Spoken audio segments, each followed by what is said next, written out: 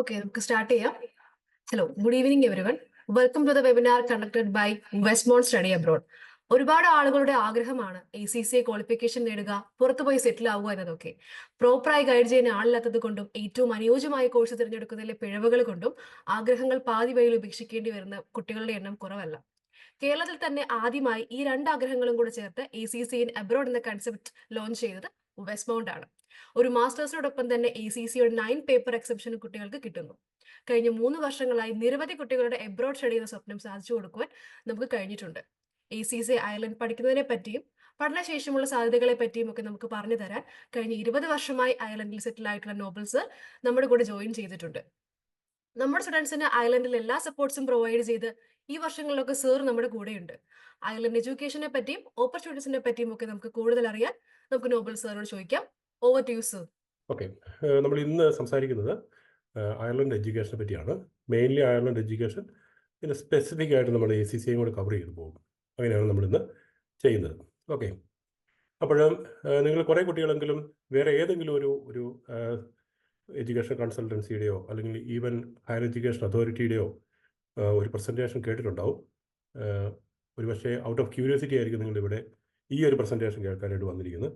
നിങ്ങൾ ഏത് കാറ്റഗറിയിൽ പെടുന്ന ആൾക്കാരാണെങ്കിലും, ഫ്രഷ് ആയിട്ട് കേൾക്കുന്നവരാണെങ്കിലും, ഏതെങ്കിലും ഒരു ഏജൻസിയിൽ പോയതിന് ശേഷം ഇവിടെ വന്നവരാണെങ്കിലും, you are more than welcome. Okay, അപ്പോൾ നിങ്ങൾക്ക് എന്ത് സംശയങ്ങളുണ്ടെങ്കിലും ഈ പ്രസൻറ്റേഷൻ്റെ അവസാനം ഞാൻ അവൈലബിൾ ആണ്. നിങ്ങളുടെ സംശയങ്ങൾ തീർത്തു തരാനായിട്ട്. Whatever questions you may have, you can just raise it, you can type it up or just ask. Okay, അപ്പോൾ അയർലൻഡ് എന്ന് പറയുന്നത് കുറേ കുട്ടികൾ വിചാരിക്കുന്നത് Ireland is part of UK എന്നാണ്. UK എന്ന് പറയുന്നത് ഒരു ഗ്രൂപ്പ് ഓഫ് കൺട്രീസ് വരുന്നതാണ്. നോർത്തേൺ അയർലൻഡ് ഒരു 7 കൗണ്ടീസ്, അയർലൻഡിൻ്റെ ഒരു 7 കൗണ്ടീസ്, പിന്നെ സ്കോട്ട്ലൻഡ്, വെയിൽസ്, പിന്നെ ഇംഗ്ലണ്ട്, ഇത്രയും കൺട്രികൾ ചേർന്നാണ് UK എന്ന് പറയുന്നത്. അയർലൻഡ് നമ്മളിപ്പോൾ പറയുന്ന അയർലൻഡ് എന്ന് പറയുന്നത് റിപ്പബ്ലിക് ഓഫ് അയർലൻഡ് ആണ്. അതൊരു ഇൻഡിപെൻഡൻറ്റ് കൺട്രിയാണ്. UK യാതൊരു ബന്ധവുമില്ല. ഇതിൻ്റെ ക്യാപിറ്റൽ സിറ്റി എന്ന് പറയുന്നത് ഡബ്ലിനാണ്. ഇതിനകത്ത് മേജറായിട്ട് വരുന്ന സിറ്റീസ് എന്ന് പറയുന്നത് ഗോൾവേ, കോർക്ക്, ലിമറിക്ക്, ഇങ്ങനെ വരുന്ന കുറേ സിറ്റികളാണ്. ഈ അയർലൻഡിൻ്റെ ഭാഗമായിട്ട് തന്നെ കിടക്കുന്ന ഭാഗമാണ് നോർത്തേൺ അയർലൻഡ് എന്ന് പറയുന്നത്. ഒരു 7 കൗണ്ടീസ്. അവിടെയാണ് ബെൽഫാസ്റ്റ് ഉള്ളത്. അതിൻ്റെ ക്യാപിറ്റൽ സിറ്റി എന്ന് പറയുന്നത് ബെൽഫാസ്റ്റാണ്. ബെൽഫാസ്റ്റാണ് നമ്മൾ ടൈറ്റാനിക് ഒക്കെ ബിൽഡ് ചെയ്തത്. ടൈറ്റാനിക്കിൻ്റെ ഫസ്റ്റ് ജേർണി സ്റ്റാർട്ട് ചെയ്തതെല്ലാം ബെൽഫാസ്റ്റിലാണ്. നമുക്ക് ടൈറ്റാനിക്കിൻ്റെ കുറേ കാര്യങ്ങൾ അവിടെ പോയാൽ നമുക്ക് കാണാൻ പറ്റും. പിന്നെ ഡ്രൈവ് ചെയ്യാൻ പോകാൻ ദൂരമുള്ളൂ. 2.5 hours ഡ്രൈവ് ചെയ്ത് കഴിഞ്ഞാൽ ബെൽഫാസ്റ്റിൽ എത്താൻ ദൂരമേ ഉള്ളൂ. ഓക്കെ, ജസ്റ്റ് ഒന്ന് മെൻഷൻ ചെയ്ത് പോയെന്നുള്ളൂ കേട്ടോ. അയർലൻഡ് എന്ന് പറയുന്നത് land of thousands of welcome എന്ന് പറയുന്ന ഒരു കൺട്രിയാണ് അയർലൻഡ്. അപ്പം നമ്മുടെ നാടിനെ പറ്റി പറയുമ്പോൾ ഗോഡ്സ് ഓൺ കൺട്രി എന്ന് പറയുന്ന പോലെ ഇത് A land of thousands of welcome ആണ്. അപ്പം എല്ലാവരും വരുന്നവരെല്ലാം നന്നായിട്ട് റിസീവ് ചെയ്യുന്ന ഒരു കൺട്രിയാണ് അയർലൻഡ്. അപ്പം അയർലൻഡിലെ പോപ്പുലേഷൻ, ഇന്ത്യൻ പോപ്പുലേഷൻ വളരെയധികം കൂടുന്നുണ്ട്. എവരി ഇയർ എന്നതുപോലെ പോപ്പുലേഷൻ ഭയങ്കരമായിട്ട് കൂടുന്നുണ്ട്. ഡബിൾ സിറ്റിയിൽ തന്നെ, ഈ പറയുന്ന ഡബിൾ ക്യാപിറ്റൽ സിറ്റിയിൽ തന്നെ മോർ ദാൻ 15,000 ഫാമിലീസ് മലയാളീസ് മാത്രമായിട്ട് ഉണ്ട്. ഇന്ത്യൻസ് കൗണ്ട് ചെയ്യുന്നതിന് അത് കൂടുതൽ വരും. മലയാളീസ് മാത്രമായിട്ട് സിറ്റി തന്നെ ഉണ്ട്. അതല്ലാതെ പുറത്ത് മറ്റ് സിറ്റികളിലും കൗണ്ടീസിലും എല്ലാം ആയിട്ട് വേറെ ആൾക്കാരും ഉണ്ട്. മെയിനായിട്ട് നമ്മുടെ ഇതിനു മുമ്പിലത്തെ പ്രൈം മിനിസ്റ്റർ എന്ന് പറയുന്നത് ഒരു ഇന്ത്യൻ ഒറിജിൻ പ്രൈം മിനിസ്റ്റർ ആയിരുന്നു. അദ്ദേഹത്തിൻ്റെ അച്ഛൻ ഇന്ത്യനായിരുന്നു. അങ്ങനെ ഒരു ഇന്ത്യയുമായിട്ട് ഒരു ബന്ധം വന്നു. അങ്ങനെ കുറേ ആൾക്കാർ അയർലൻഡിലേക്ക് അട്രാക്റ്റഡ് ആയിട്ട് വന്നിട്ടുണ്ട്.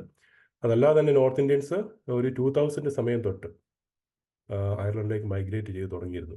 നമ്മൾ മലയാളീസിൽ ഒരു നല്ലൊരു ശതമാനം ആൾക്കാരും ഒരു 2005 തൊട്ട് മൈഗ്രേറ്റ് ചെയ്ത് തുടങ്ങിയിരുന്നു. പക്ഷേ കുട്ടികൾ, പഠിക്കാൻ വരുന്ന കുട്ടികൾ ഒരു ബൾക്കായിട്ട് സ്റ്റാർട്ട് ചെയ്തത് ഏകദേശം ഒരു കോവിഡിന് ശേഷമാണ്. കോവിഡ് ഒരു 2021 തൊട്ടാണ് തുടങ്ങിയത്. അതിന് മുമ്പ് വരുന്ന കുട്ടികളുടെ നമ്പർ ഓഫ് സ്റ്റുഡൻസ് വളരെ കുറവായിരുന്നു. പക്ഷേ നോർത്ത് ഇന്ത്യൻ സ്റ്റുഡൻസ് വളരെ കൂടുതലായിരുന്നു ഇവിടെ അയർലൻഡിലേക്ക് വരുന്നത്. ആ കോവിഡിന് മുമ്പ് വന്നവർ അല്ലെങ്കിൽ നേരത്തെ 2000 പീരീഡിൽ വന്നവരെല്ലാവരും തന്നെ ജോലിയായി സെറ്റിലായി. ഓക്കെ, അവരെല്ലാം തന്നെ ഒന്നുകിൽ അവർ they are running a business or if they are otherwise they are in a top level. Okay, അപ്പോൾ ഓരോ കൺട്രീസിലേക്ക് നമുക്ക് പോകേണ്ട ഒരു സമയമുണ്ട് അല്ലേ? ഏതൊരു കൺട്രി നമ്മൾ പിക്ക് ചെയ്യുമ്പോൾ നമുക്കൊരു സമയമുണ്ട്, പോകാനായിട്ടുള്ളൊരു സമയം. അപ്പം ആ ഒരു സമയം കഴിഞ്ഞു കഴിഞ്ഞാൽ പിന്നെ പോകാനായിട്ട് നമുക്ക് പറ്റില്ല, പോയിട്ട് കാര്യമില്ല. ഇപ്പോൾ നമ്മൾ കാനഡ എടുക്കുകയാണെങ്കിൽ ഒരു 5 ഇയേഴ്സിന് മുമ്പ് ബെസ്റ്റ് ടൈം ആയിരുന്നു കാനഡയ്ക്ക് പോകാനായിട്ട്. 5 ഇയേഴ്സിന് മുമ്പ് പോയവർക്ക് എല്ലാവർക്കും തന്നെ PR ആയി, അവരെല്ലാം സെറ്റിലായി. അതിനുശേഷം പോയ ആൾക്കാരില്ല, അവരെല്ലാം തിരിച്ചു വരേണ്ട സാഹചര്യമോ അല്ലെങ്കിൽ PR കിട്ടാൻ പറ്റില്ലാത്തൊരു സാഹചര്യമാണ്. ഒരു 3 ഇയേഴ്സ് മുമ്പ് വരെ UK നല്ലൊരു ഓപ്പർച്യൂണിറ്റി ആയിരുന്നു. വന്നവർക്ക് ഒരു പരിധി വരെ ജോബായി, ഒരു പരിധി വരെ ആൾക്കാർ വേറെ എന്തെങ്കിലും ഒരു ജോബുമായിട്ട് അവർക്ക് സ്റ്റിക്ക് ഓൺ ചെയ്യാൻ പറ്റി. പക്ഷേങ്കിൽ ഇപ്പം വരുന്നവർക്ക് എല്ലാവർക്കും ഭയങ്കര ബുദ്ധിമുട്ടാണ്. ഈ സെയിം കാര്യം തന്നെയാണ് ഓസ്ട്രേലിയയിലും. ഓസ്ട്രേലിയയിൽ ഒരു 40 to 60 ലാക്സ് വരെ നമ്മൾ മുടക്കി ഓസ്ട്രേലിയക്ക് പോകുമ്പോൾ ഒരു 5 ഇയേഴ്സ് മുമ്പായിരുന്നെങ്കിൽ നമുക്ക് സെറ്റിൽ ആകാനായിട്ട് വളരെ എളുപ്പമായിരുന്നു. പക്ഷേ ഇപ്പം ഭയങ്കര ബുദ്ധിമുട്ടാണ്. സെയിം സെനാരിയോ തന്നെയാണ് ന്യൂസിലാൻഡിലും, സെയിം സെനാരിയോ തന്നെയാണ് ഇവിടെ അമേരിക്കയിലും നടക്കുന്നത്. അമേരിക്കയിലാണെങ്കിൽ കഴിഞ്ഞ വർഷം വരെ ഇച്ചിരി എളുപ്പമായിരുന്നു, ഇനി അങ്ങോട്ട് ഭയങ്കര ബുദ്ധിമുട്ടാണ്. ഓക്കെ, ഇങ്ങനെ പറഞ്ഞു പോകുന്ന കൂട്ടത്തിൽ നിങ്ങളോട് പറയണമെന്ന് എനിക്ക് തോന്നിയ ഒരു കാര്യം കൂടെ ഞാൻ നിങ്ങളോട് പറയുകയാണ്. 3 കാര്യങ്ങളാണ് പൊതുവിൽ നമ്മൾ പുറത്തേക്ക് പഠിക്കാൻ പോകുന്ന കുട്ടികൾ ചെയ്യേണ്ട 3 കാര്യങ്ങളുണ്ട്. ഒന്ന്, നിങ്ങളുടെ പബ്ലിക് ലൈഫ് വളരെ കെയർഫുള്ളായിട്ട് നിങ്ങൾ ഹാൻഡിൽ ചെയ്യണം. എന്ന് പറഞ്ഞാൽ നിങ്ങളൊരു ആക്സിഡൻറ്റ് ചെന്ന് പെടുക, അല്ലെങ്കിൽ നിങ്ങളൊരു പബ്ലിക്കായിട്ട് നിങ്ങളൊരു ഒരു ഒരു ഒരു എന്താ പറയുക, ഒരു ഫൈറ്റ്, വഴക്ക്, അങ്ങനെയുള്ള പ്രശ്നങ്ങളിലേക്ക് ചെന്ന് പെടുക. ഒരു ആക്സിഡൻറ്റ് നിങ്ങളാൽ വരുത്തുക, അല്ലെങ്കിൽ നിങ്ങൾ വരുത്തുക, അല്ലെങ്കിൽ നിങ്ങളുടെ വണ്ടിയിലേക്ക് വന്ന് ഇടിക്കുക, അല്ലെങ്കിൽ നിങ്ങളൊരു നെയ്ബറിനോട് കയർത്ത് സംസാരിക്കുക, നെയ്ബർ കൊണ്ട് കേസ് കൊടുക്കുക. ഇങ്ങനെയെല്ലാം സംഭവിച്ചു കഴിഞ്ഞാൽ നിങ്ങൾക്ക് PCC കിട്ടാനായിട്ട് ഭയങ്കര പാടാണ്. പോലീസ് ക്ലിയറൻസ് സർട്ടിഫിക്കറ്റ് നിങ്ങൾക്ക് കിട്ടില്ല. അപ്പോൾ കുട്ടികളായിരിക്കുമ്പോൾ നിങ്ങൾ യൂണിവേഴ്സിറ്റികളിൽ സ്റ്റാർട്ട് ചെയ്യുമ്പോൾ തന്നെ നിങ്ങൾക്ക് പുറത്തേക്ക് പോകാനായിട്ട് താല്പര്യമുണ്ടെങ്കിൽ നിങ്ങൾ ആ ഒരു ഫീൽഡ് വളരെ കെയർഫുള്ളായിട്ട് വേണം നിങ്ങൾ ഹാൻഡിൽ ചെയ്യാനായിട്ട്. രണ്ടാമത്തെ കാര്യം എന്ന് പറയുന്നത് നിങ്ങളുടെ എഡ്യൂക്കേഷൻ തന്നെ, നാട്ടിലെ എഡ്യൂക്കേഷൻ തന്നെ നിങ്ങൾ വളരെ കെയർഫുള്ളായിട്ട് ഹാൻഡിൽ ചെയ്യണം. നിങ്ങൾ വിചാരിക്കും 1-2 എക്സാം തോറ്റു പോയാൽ കുഴപ്പമില്ല, നമുക്ക് പിന്നീട് എഴുതിയെടുക്കാം. ഫസ്റ്റ് ഇയറിലെ 2-3 എക്സാം പോയാലും കുഴപ്പമില്ല, നമുക്ക് തേർഡ് ഇയറിൽ എഴുതിയെടുക്കാം. അല്ലെങ്കിൽ തേർഡ് ഇയറിലെ കുറേ എക്സാം പോയാലും കുഴപ്പമില്ല, നമുക്ക് ഒരു വർഷം കൂടെ എഴുതിയെടുത്തിട്ട് നമുക്ക് പ്രായമില്ലല്ലോ ഫോർത്ത് ഇയറിൽ എഴുതിയെടുക്കാം. നിങ്ങൾക്ക് ഒരു ഫ്യൂച്ചറും ഇല്ല, നിങ്ങൾക്ക് പുറം രാജ്യത്തേക്ക് നിങ്ങൾക്ക് പോകാനേ പറ്റില്ല. നിങ്ങൾക്ക് ബാക്ക്ലോഗ് എന്ന് പറഞ്ഞാൽ ബാക്ക്ലോഗിൻ്റെ ഹിസ്റ്ററിയാണ് അവർ നോക്കുന്നത്. ബാക്ക്ലോഗ് നിങ്ങൾ എഴുതിയെടുത്തിട്ടുണ്ടോ എന്നല്ല നോക്കുന്നത്, ബാക്ക്ലോഗിൻ്റെ ഹിസ്റ്ററിയാണ് നോക്കുന്നത്. നിങ്ങൾക്ക് യാതൊരു ഫ്യൂച്ചറും ഉണ്ടാവില്ല. ഒന്ന് ഞാൻ പറഞ്ഞത്, നിങ്ങൾ പബ്ലിക്കലി നിങ്ങളുടെ ക്യാരക്ടർ ബെസ്റ്റ് ആയിരിക്കണം. നിങ്ങൾ ഒരു ഇഷ്യൂസും ഉണ്ടാകാൻ പാടില്ല. പോലീസ് സ്റ്റേഷനിൽ നിങ്ങൾ കേസോ ഒന്നും ഉണ്ടാകാൻ പാടില്ല. നിങ്ങൾ അൺനെസസറി ആയിട്ട്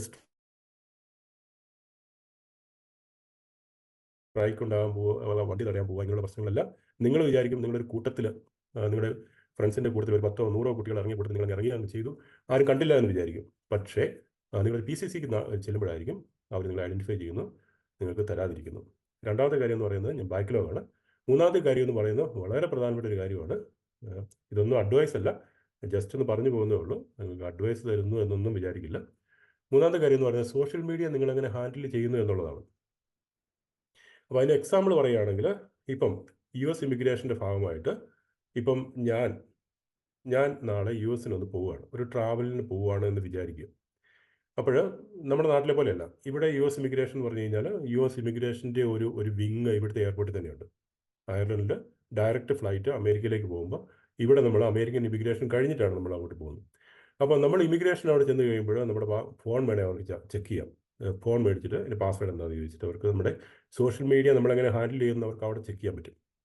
അല്ലെങ്കിൽ നമ്മുടെ ലാപ്ടോപ്പ് ചെക്ക് ചെയ്യാനായിട്ട് പറ്റും. ഇതെല്ലാം ഇപ്പോൾ നടക്കുന്ന കാര്യങ്ങളാണ്.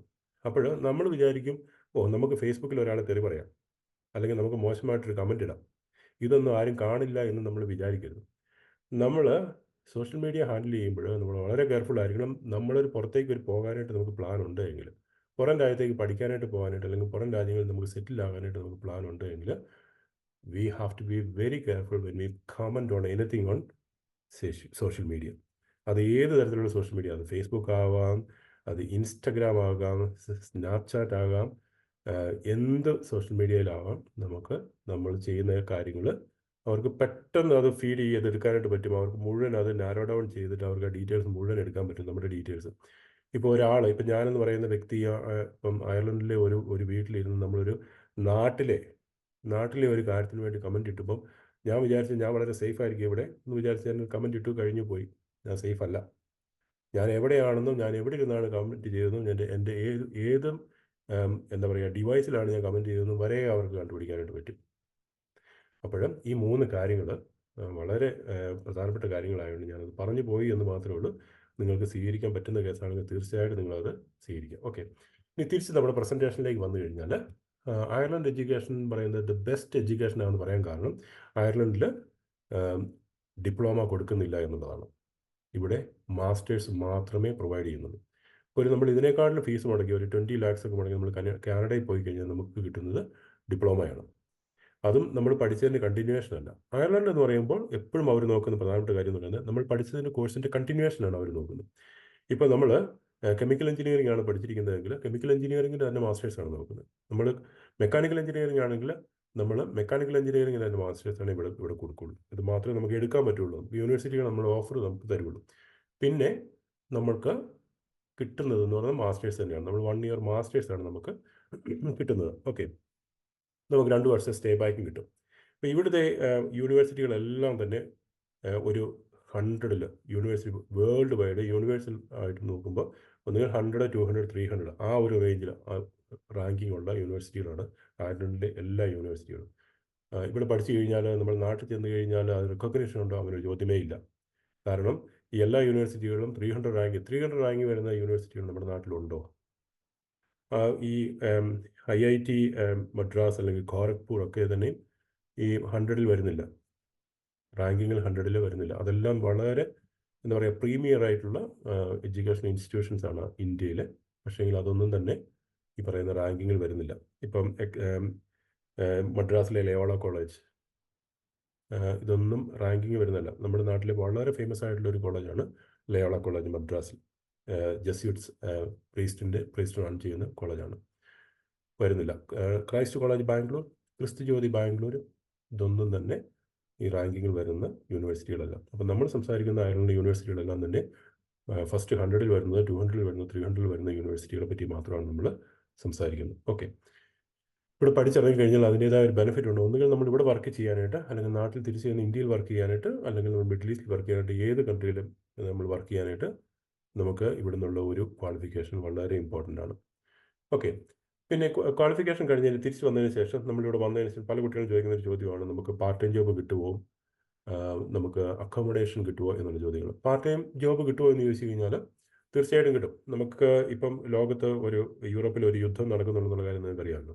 ഇപ്പം റഷ്യയും ഉക്രൈനുമായിട്ടുള്ള യുദ്ധം എന്ന് പറയുന്നത് അതങ്ങ് ഈസ്റ്റേൺ യൂറോപ്പിലാണ് നടക്കുന്നതെങ്കിൽ പോലും അവിടുന്ന് ആൾക്കാർ അയർലൻഡിലേക്ക് വരികയും അങ്ങനെ ഒരു 100,000 യുക്രൈനിയൻസ് അയർലൻഡിലുണ്ട്. കഴിഞ്ഞ കുറേ വർഷങ്ങളായിട്ട് അവരുണ്ട്. അവർ കുറേ പേരായിട്ട് തിരിച്ചു പോകുന്നുണ്ട്. ഗവൺമെൻറ് കുറേ പേരായിട്ട് തിരിച്ചു വിടുന്നുണ്ട്. അപ്പോൾ ഈ കഴിഞ്ഞ കുറേ വർഷങ്ങളായിട്ട് പാർട്ട് ടൈം ജോബ് കിട്ടാൻ ബുദ്ധിമുട്ടായിരുന്നു. ഒരു 21, 22 ആ സമയത്തൊക്കെ. ഇപ്പോൾ അതൊരു വലിയ ബുദ്ധിമുട്ടില്ല. പാർട്ട് ടൈം ജോബ് എല്ലാവർക്കും തന്നെ കിട്ടുന്നുണ്ട്.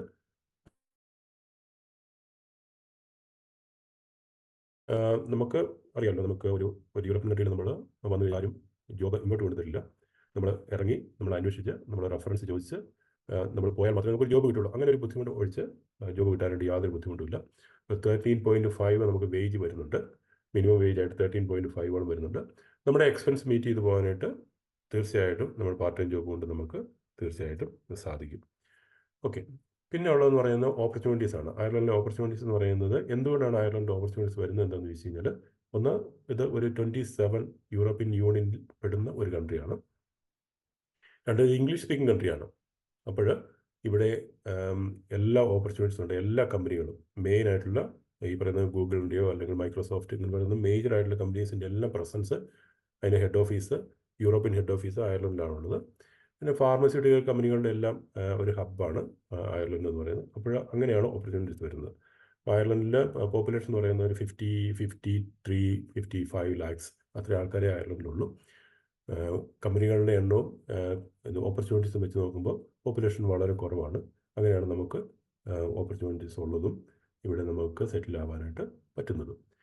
ഓക്കെ, പിന്നെ വന്നിട്ട് എന്ന് പറയുന്നത് നമുക്ക് കിട്ടുന്ന വിസ എന്ന് പറയുന്നത് മൾട്ടിപ്പിൾ എൻട്രി വിസയ്ക്കാണ് നമ്മൾ അപ്ലൈ ചെയ്യുന്നത്. അയർലൻഡിലേക്ക് നമ്മൾ മൾട്ടിപ്പിൾ എൻട്രി വിസയാണ് നമുക്ക് കിട്ടുന്നത്. അപ്പം ചില കുട്ടികൾ ചോദിക്കാറുണ്ട്, എനിക്ക് കുഞ്ഞുങ്ങളുണ്ട്, എനിക്ക് ഫാമിലിയുണ്ട്, ഫാമിലിയെ കൊണ്ടുവരാൻ പറ്റുമോ? നമുക്ക് മൾട്ടിപ്പിൾ എൻട്രി വിസ കിട്ടുമ്പോൾ നമുക്ക് ഫാമിലിയെ കൊണ്ടുവരാനായിട്ട് പറ്റില്ല. നമുക്ക് ഫാമിലിയെ സപ്പോർട്ട് ചെയ്യാനുള്ള നമുക്ക് ഇല്ലാത്തതുകൊണ്ട്, നമുക്ക് ജോലി ഇല്ലാത്തതുകൊണ്ട് നമുക്ക് തിരിച്ചു പോകാനായിട്ട് പറ്റും. ഇൻ ബിറ്റ്വീൻ നമുക്ക് ഏതെങ്കിലും ഒരു ബ്രേക്ക് കിട്ടുമ്പോൾ, ഒരു ക്രിസ്മസ് ബ്രേക്ക് കിട്ടുമ്പോൾ, അല്ലെങ്കിൽ ഒരു മിഡ് ടൈം ബ്രേക്ക് കിട്ടുമ്പോൾ നമുക്ക് നാട്ടിൽ പോയിട്ട് തിരിച്ചു വരാനായിട്ട് പറ്റും. നമുക്ക് വിസ ഉണ്ടാവണം, വാലിഡ് ആയിട്ടുള്ള പാസ്പോർട്ട് ഉണ്ടാകണം എന്ന് മാത്രമേ ഉള്ളൂ.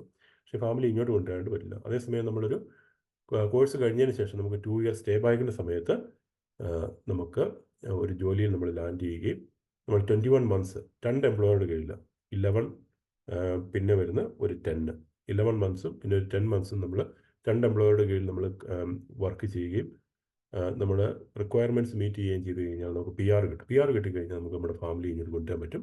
നമ്മുടെ സ്പൗസിന് എക്സാംസ് ഒന്നും ഇല്ലാതെ തന്നെ ക്വാളിഫൈഡ് ആയിട്ടുള്ള ഒരാളാണെങ്കിൽ ഇവിടെ ജോലിക്ക് അന്വേഷിക്കാൻ പറ്റും, ജോലി ചെയ്യാനായിട്ട് പറ്റും. കുഞ്ഞുങ്ങൾക്ക് ഫ്രീ എഡ്യൂക്കേഷൻ കിട്ടും, എല്ലാ സോഷ്യൽ ബെനിഫിറ്റും കിട്ടും, ചൈൽഡ് ബെനിഫിറ്റ് തുടങ്ങി എല്ലാ ബെനിഫിറ്റും അവർക്ക് കിട്ടും. നമുക്ക് ഏതെങ്കിലും ഒരാൾക്ക് PR കിട്ടിയ ആളുടെ കാര്യമാണ് പറയുന്നത് കേട്ടോ.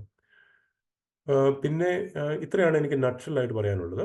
അയർലൻഡിൻ്റെ ഓപ്പർച്യൂണിറ്റിയെ പറ്റി പറയുമ്പോൾ ഞാൻ ടൈമിങ്ങിനെ പറ്റി പറഞ്ഞു. ഏതൊരു കൺട്രിയിലേക്കും പോകാനായിട്ട് നമുക്കൊരു ടൈമിൻ്റെ ഒരു ഇഷ്യൂ ഉണ്ട്, അല്ലേ? നമ്മൾ ഏത് സമയത്താണ് അത് പിക്ക് ചെയ്യുന്നത്.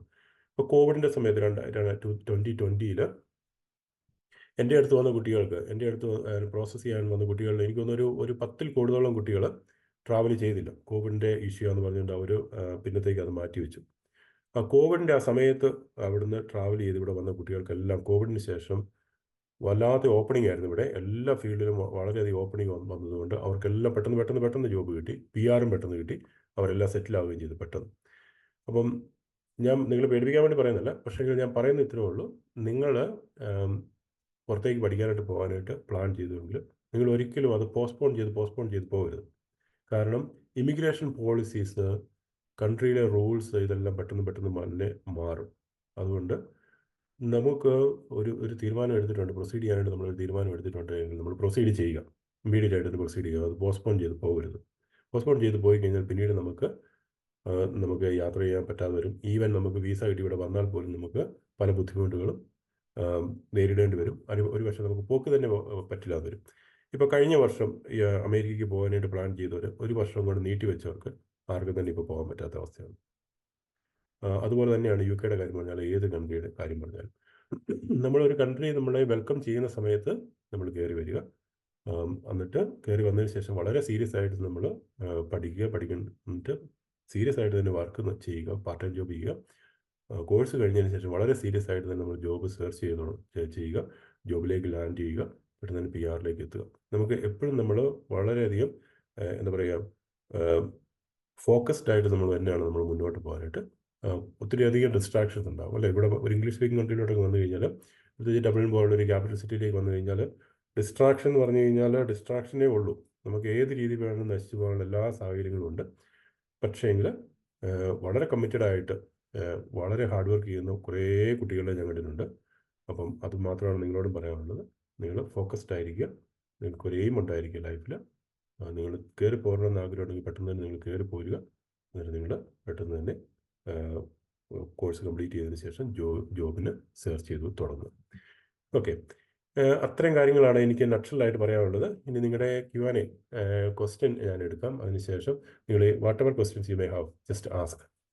അപ്പോൾ ഞാൻ പറയാതെ പോയിട്ടുള്ള കാര്യങ്ങൾ, അല്ലെങ്കിൽ വിട്ടുപോയിട്ടുള്ള കാര്യങ്ങൾ, അത് ഞാൻ ഒന്നുകൂടെ എക്സ്പ്ലെയിൻ ചെയ്ത് തരികയും ചെയ്യാം. ഓക്കെ, ചോദിച്ചോളൂ. Hello sir. ഹലോ, കേൾക്കാം, പറഞ്ഞോളൂ. സാർ, ഞാനിപ്പോ CA ഇന്റർമീഡിയറ്റ് ആണ് പെർസ്യൂ ചെയ്തോണ്ടിരിക്കുന്നത്. അപ്പൊ അതിൻ്റെ അകത്ത് എനിക്ക് ഒരു ഗ്രൂപ്പ് കിട്ടി, സെക്കൻഡ് ഗ്രൂപ്പ് ഇപ്പോൾ പ്രിപ്പയറിംഗ് ആണ്. സെപ്റ്റംബറിൽ എന്തായാലും കിട്ടുന്നൊരു കോൺഫിഡൻസ് ഉണ്ട്. ഞാനിപ്പോൾ ഏജ് വരുന്നത് 27 ആണ്. അപ്പൊ ഞാൻ കുറച്ച് കൊല്ലങ്ങളായിട്ട് ഇതിൻ്റെ അകത്ത് കുറച്ച് ആക്സിഡന്റ് ഇഷ്യൂസ് ഒക്കെ കാരണം കുറച്ച് ഡിലേ ആയിപ്പോയി. അപ്പൊ ഞാൻ ഇപ്പോൾ ACCA ചൂസ് ചെയ്യണത് ഒരു ബെറ്റർ ഓപ്ഷൻ ആയിരിക്കും. അതാണ് എൻ്റെ ഒരു കൺസേൺ. ഏത് കോഴ്സാണ് ചെയ്തത്? BCom കംപ്ലീറ്റ് ചെയ്തോ? ഞാൻ BCom കംപ്ലീറ്റ് ചെയ്തു. അതിനുശേഷം എന്ത് പഠിക്കുമായിരുന്നു? അതിനുശേഷം ഞാൻ CA ഇതെടുത്തു. അത് കഴിഞ്ഞിട്ട് ഇപ്പോൾ ഒരു ഗ്രൂപ്പ് കിട്ടിയിട്ടിരിക്കണം. ഇപ്പം ഇങ്ങോട്ട് വരുമ്പം എന്താണ് പ്ലാൻ ചെയ്യുന്നത്? മാസ്റ്റേഴ്സ് ചെയ്യാനായിട്ടാണ് പ്ലാൻ ചെയ്യുന്നത്? ACCA അത് എടുത്തിട്ട് അങ്ങോട്ട് വന്നു കഴിഞ്ഞാൽ മാസ്റ്റേഴ്സ് അതിൻ്റെ ഒപ്പം? രണ്ട് കാര്യങ്ങളാണ്. ഇപ്പം നമ്മളിപ്പോൾ ഇവിടെ നമ്മൾ മാസ്റ്റേഴ്സ് ചെയ്ത് കഴിഞ്ഞാൽ 9 പേപ്പറോളം ACCA പേപ്പേഴ്സ് നമുക്ക് എക്സംഷൻ കിട്ടും. പിന്നെ വരുന്ന ഒരു 4 പേപ്പറോടെ നമ്മൾ ചെയ്താൽ മതിയാവും ACCA കംപ്ലീറ്റ് ആകാനായിട്ട്. അപ്പോൾ നമ്മൾ എന്തുകൊണ്ടാണ് ഇവിടെ വരേണ്ട ആവശ്യമില്ല. ശരിക്കും പറഞ്ഞു കഴിഞ്ഞാൽ നമ്മൾ ACCA കഴിഞ്ഞ് കഴിഞ്ഞാൽ ഫുള്ളി ക്വാളിഫൈഡ് ആയിട്ടുള്ള അക്കൗണ്ടൻ്റാണ്. പിന്നെ എന്തിനാണ് വരുന്നതെന്ന് ചോദിച്ചു കഴിഞ്ഞാൽ, നമ്മൾ ഈ മാർക്കറ്റിൽ നിന്നുകൊണ്ട് നമ്മൾ ജോബിന് അപ്ലൈ ചെയ്താൽ മാത്രമേ നമുക്കൊരു ജോബ് കിട്ടുകയുള്ളൂ. നമുക്ക് ഒരു നോൺ EU കൺട്രിയിൽ നിന്ന് നമുക്ക് ഇവിടെ ഒരു ജോബിന് അപ്ലൈ ചെയ്ത് ഇവിടെ വന്ന് ജോലി ലാൻഡ് ചെയ്യാനായിട്ട് നമുക്ക് പറ്റത്തില്ല. അതുകൊണ്ട് മാത്രമാണ് നമ്മൾ ഇവിടെ മാർക്കറ്റിൽ വന്നതിന് ശേഷം നമ്മൾ പഠിച്ചിട്ട് നമ്മൾ ജോബിന് അപ്ലൈ ചെയ്യുന്നത്. അപ്പോൾ നമുക്കൊരു ജോബ് കിട്ടാനുള്ള സാധ്യത കൂടുതലാണ്. അപ്പോൾ ഒരു മാസ്റ്റേഴ്സ് ചെയ്യുമ്പോൾ നമുക്ക് ഒരു 9 പേപ്പറിൻ്റെ എക്സംഷൻ കിട്ടും. ഇവിടെ പഠിക്കുന്ന കുട്ടികൾ എല്ലാവരും തന്നെ ചെയ്യുന്ന ഇങ്ങനെയാണ്. മാസ്റ്റേഴ്സ് കഴിഞ്ഞ് കോൺവൊക്കേഷന് മുമ്പായിട്ട് തന്നെ അവർ ഡിസർട്ടേഷൻ സബ്മിറ്റ് ചെയ്ത് കഴിഞ്ഞാൽ അപ്പോൾ തന്നെ അവർ ACCയുടെ ബാക്കി പേപ്പേഴ്സും പഠിച്ചു തുടങ്ങും. അതും അവർ കംപ്ലീറ്റ് ചെയ്യും അധികം താമസിക്കാതെ തന്നെ. എന്നിട്ട് ജോലിക്ക് അപ്ലൈ ചെയ്യുമ്പോൾ അതൊരു പ്ലസ് പോയിൻ്റാണ്. Okay okay, thank you. Okay.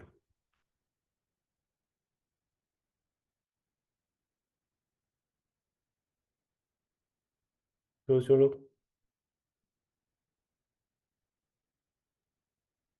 ആർക്കെങ്കിലും ക്വറീസ് ഒക്കെ ഉണ്ടെങ്കിൽ നിങ്ങൾക്ക് അൺമ്യൂട്ട് ചെയ്തിട്ട് ചോദിക്കാവുന്നതാണ്. അതല്ല എങ്കിൽ നിങ്ങൾക്ക് ചാറ്റ് ബോക്സ് യൂസ് ചെയ്ത് ടൈപ്പ് ചെയ്യാവുന്നതാണ്. നമ്മൾ റീഡ് ഔട്ട് ചെയ്യും. ടൈപ്പ് ചെയ്തിട്ടുള്ളൂ. നിങ്ങൾക്ക് ചോദിക്കാനായിട്ട് പറ്റുന്നില്ല എങ്കിൽ, ചോദിക്കാൻ മടിയാണെങ്കിൽ നിങ്ങൾ ടൈപ്പ് ചെയ്തോളൂ കേട്ടോ. സാർ, ഞാൻ സൗമ്യ. ഹലോ, കേൾക്കാമോ? കേൾക്കാമല്ലോ, പറഞ്ഞോളൂ. സാർ, ഞാനേ മുൻപ് അയർലൻഡിലോട്ട് MBAക്ക് വെച്ചിട്ടുണ്ടായിരുന്നു. പക്ഷെ എനിക്ക് വിസ റെഫ്യൂസൽ വന്നു. അപ്പൊ എനിക്ക് വീണ്ടും അപ്ലൈ ചെയ്യാൻ പറ്റുമോന്ന് അറിയാനായിരുന്നു. റെഫ്യൂസൽ റീസൺസ് നോക്കിയാൽ മാത്രമേ പറയാൻ പറ്റുള്ളൂ. എന്ത് ചെയ്യണമെന്ന് അറിയാം. റെഫ്യൂസൽ റീസൺ ഇവിടെ പറയാൻ ആവശ്യമില്ല, കാരണം ബാക്കി എല്ലാവരോടും ഷെയർ ചെയ്യേണ്ട ആവശ്യമില്ല. ആ റെഫ്യൂസൽ ലെറ്റർ ഓഫീസറോട്ട് അയച്ചു കൊടുക്കുകയാണെങ്കിൽ വിസ ഓഫീസർ ഉണ്ട് അവിടെ, ഒന്ന് റിവ്യൂ ചെയ്യും. റിവ്യൂ ചെയ്ത് പറഞ്ഞു തരും. Okay, thank you sir. Okay. Hi sir, hello. എൻ്റെ പേര് റിബാൻ ആണ്. ഞാൻ Okay. ഇപ്പോൾ ACC സ്റ്റാർട്ട് ചെയ്തു. ജസ്റ്റ് സ്റ്റാർട്ട് ചെയ്തതാണ് ഇപ്പം. അപ്പം ഇപ്പം അവിടെ വന്നിട്ട് നമ്മൾ ACC ചെയ്യുകയാണെങ്കിൽ ഈ F9 വരെയുള്ള പേപ്പേഴ്സ് ആണല്ലോ എക്സംപ്റ്റഡ് എന്ന് പറയുന്നത്. ഒന്ന് ബ്രേക്കപ്പ് ആയി പോയിട്ട് കുറച്ച് കാര്യങ്ങൾ വിട്ടുപോയി. ഒന്നുകൂടെ ചോദിക്കും. ഹലോ, ഒന്നുകൂടെ ചോദിക്കും. കേൾക്കുന്നുണ്ടോ?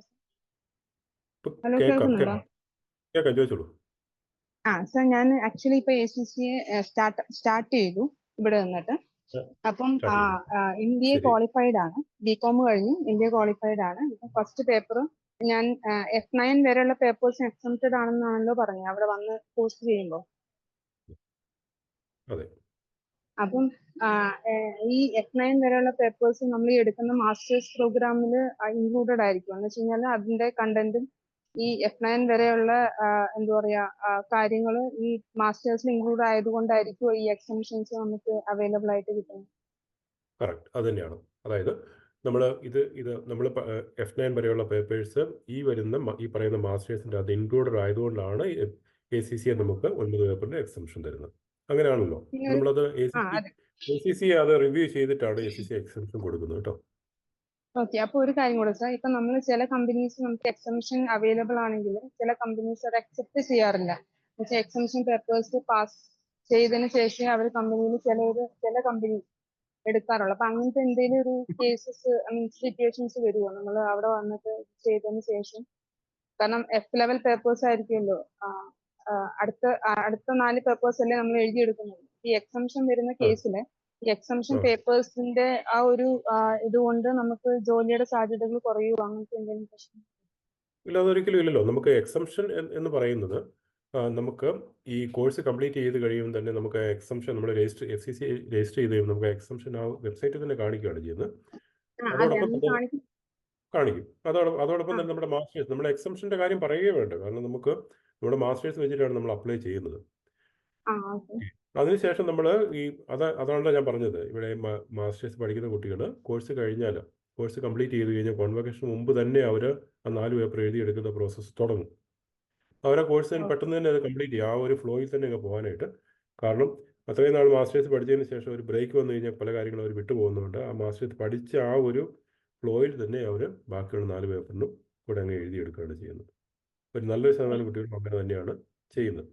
അപ്പം അയർലൻഡിൽ ഒരിക്കലും ഇല്ല. ഇന്ത്യയിലെ കാര്യം എനിക്കറിയില്ല. അയർലൻഡിൽ ഒരിക്കലും നമ്മൾ ഒരു ജോലിക്ക് അപ്ലൈ ചെയ്ത് കഴിയുമ്പോൾ നിങ്ങൾക്ക് 9 പേപ്പറിൻ്റെ എക്സംഷൻ നിങ്ങൾ കോഴ്സ് പഠിച്ചുകൊണ്ടാണല്ലോ കിട്ടിയത്, അത് ഞങ്ങൾ അംഗീകരിക്കില്ല, അങ്ങനെ പറയുന്നില്ല. അയർലൻഡ് ശരിക്കും പറഞ്ഞു കഴിഞ്ഞാൽ നമ്മുടെ ഒരു കോഴ്സോ എക്സ്പീരിയൻസോ ഒന്നും തന്നെ അവർ ചോദിക്കത്തില്ല. ഇപ്പോൾ എനിക്ക് MBA ഉണ്ട്, എനിക്ക് MCOM MBA ആണുള്ളത്, ഞാനൊരു 10 വർഷമായിട്ട് ഒരു അക്കൗണ്ടൻ്റായിട്ട് വർക്ക് ചെയ്യുന്നു എന്ന് പറഞ്ഞിട്ട് ഞാനൊരു ജോലിക്ക് അപ്ലൈ ചെയ്യുമ്പോൾ അവർ നമ്മുടെ CV മുഴുവൻ വായിച്ചു നോക്കും. CV ബേസ് ചെയ്തിട്ട് നമ്മളൊരു സെനാരിയോ ബേസ്ഡ് ആയിട്ടുള്ള ക്വസ്റ്റ്യൻസ് നമ്മളോട് ചോദിക്കും. ആ ഒരൊറ്റ ചോദ്യത്തിൽ, ഫസ്റ്റ് ചോദ്യത്തിന് നമ്മുടെ ആൻസറിൽ നിന്ന് അവർക്ക് മനസ്സിലാകാൻ പറ്റും നമ്മുടെ എക്സ്പീരിയൻസ് എത്രയുണ്ട്, നമ്മുടെ കണ്ടന്റ് എത്രയുണ്ട്, സകല കാര്യങ്ങളും അവർക്ക് മനസ്സിലാകാൻ പറ്റും. അവർ നമ്മുടെ എക്സ്പീരിയൻസ് സർട്ടിഫിക്കറ്റ് ഒന്നും ചോദിക്കത്തില്ല. ഒരിക്കലും അവർ മേടിച്ച് നോക്കും. നമ്മുടെ അക്കാഡമിക് ഡോക്യുമെന്റ്സും അവർ ചോദിക്കത്തില്ല, അവർ നോക്കത്തുമില്ല. അവർ നമ്മുടെ അവർ ചോദിക്കുന്ന ചോദ്യത്തിന് നമ്മൾ ആൻസർ പറയുമ്പോൾ തന്നെ അവർക്ക് മനസ്സിലാവും എത്രമാത്രം ഡെപ്ത് നമുക്കുണ്ട് എന്നുള്ള കാര്യം. സോ ഒരു കാര്യം കൂടെ, ഇപ്പം ഇന്ത്യയെ കഴിഞ്ഞപ്പം എനിക്കൊരു ലാസ്റ്റ് ഇയറിൽ ഒരു 1 പേപ്പർ അരിയർ ഉണ്ടായിരുന്നു. പക്ഷെ അത് ക്ലിയർ ചെയ്തു. അപ്പം അതൊരു ഇഷ്യൂ ആയി മാറുമോ എന്ന് വെച്ചാൽ ഇയർ ഗ്യാപ്പിന്റെ ഒരു പേപ്പർ മാത്രമുള്ളത് അതൊരു വിഷയമല്ല. 2-3 പേപ്പറിലൊക്കെ കൂടുതലാകുമ്പോഴാണ് അത് വിഷയമായിട്ട് വരുന്നത്. അപ്പോൾ അത് നമ്മൾ വിസയ്ക്ക് സബ്മിറ്റ് ചെയ്യുമ്പോൾ തന്നെ അത് പ്രോപ്പറായിട്ട് അഡ്രസ്സ് ചെയ്യണമെന്ന് മാത്രമേ ഉള്ളൂ. അത് എന്തുകൊണ്ടാണ് ഒരു ബാക്ക്ലോഗ് വന്നത് എന്ന് നമ്മൾ കൃത്യമായിട്ട് അഡ്രസ്സ് ചെയ്യണം. അത് വിസ ഓഫീസറുണ്ട്, റെസ്പോണ്ട് വിസ ഓഫീസർ നിങ്ങളെ പ്രോപ്പറായിട്ട് ഹെൽപ്പ് ചെയ്യും കേട്ടോ. Thank you. ചോദിച്ചോളൂ. ഞാൻ ACCA ഇപ്പോൾ 7 പേപ്പർ കംപ്ലീറ്റ് ആയിട്ടുണ്ട്. അപ്പം എനിക്ക് പി ലെവൽ അവിടെ പഠിക്കണമെന്നാണ് ഞാനിപ്പം ആഗ്രഹിക്കുന്നത്. അപ്പം അങ്ങനെ വരുമ്പോഴത്തേക്കും നമുക്ക് പി ലെവലിന് മാത്രമായിട്ട് അങ്ങോട്ട് പോകാൻ പറ്റുമോ? ACCA മാത്രമായിട്ട് നമുക്ക് ചെയ്യാനായിട്ട് പറ്റത്തില്ല. ACCA എന്ന് പറയുന്നത് ഒരു ഫുൾ ടൈം ആയിട്ടുള്ള കോഴ്സായിട്ട് അംഗീകരിച്ചിട്ടില്ലത്. ACCA മാത്രം ചെയ്യാനായിട്ട് പറ്റത്തില്ല. പക്ഷേങ്കിൽ നമ്മളൊരു 7 പേപ്പർ കംപ്ലീറ്റ് ചെയ്തിട്ടുണ്ടെങ്കിൽ നമ്മൾ മാസ്റ്റേഴ്സ് ചെയ്യുമ്പോൾ നമുക്ക് കുറേ എക്സംഷൻ കിട്ടും. നമ്മളെല്ലാം മോഡ്യൂൾസും ചെയ്യേണ്ടതായിട്ട് വരില്ല. അത് ഏതൊക്കെ മോഡ്യൂൾസാണ് എക്സംഷൻ കിട്ടുക എന്ന് എനിക്ക് പറയാൻ പറ്റില്ല. അത് കോഴ്സ് കേട്ട് നിങ്ങളോട് പറയും. ഇന്ന ക്ലാസ്സുകൾ നിങ്ങൾ അറ്റൻഡ് ചെയ്യേണ്ടില്ല, ഇന്ന മോഡ്യൂൾസ് നിങ്ങൾ അറ്റൻഡ് ചെയ്യേണ്ട എന്നവർ പറയും. അങ്ങനെ കുറേ ബെനിഫിറ്റ് കിട്ടും, കുറേ ഫ്രീ ടൈം നമുക്ക് കൂടുതൽ കിട്ടും അങ്ങനെ വരുമ്പോൾ കേട്ടോ.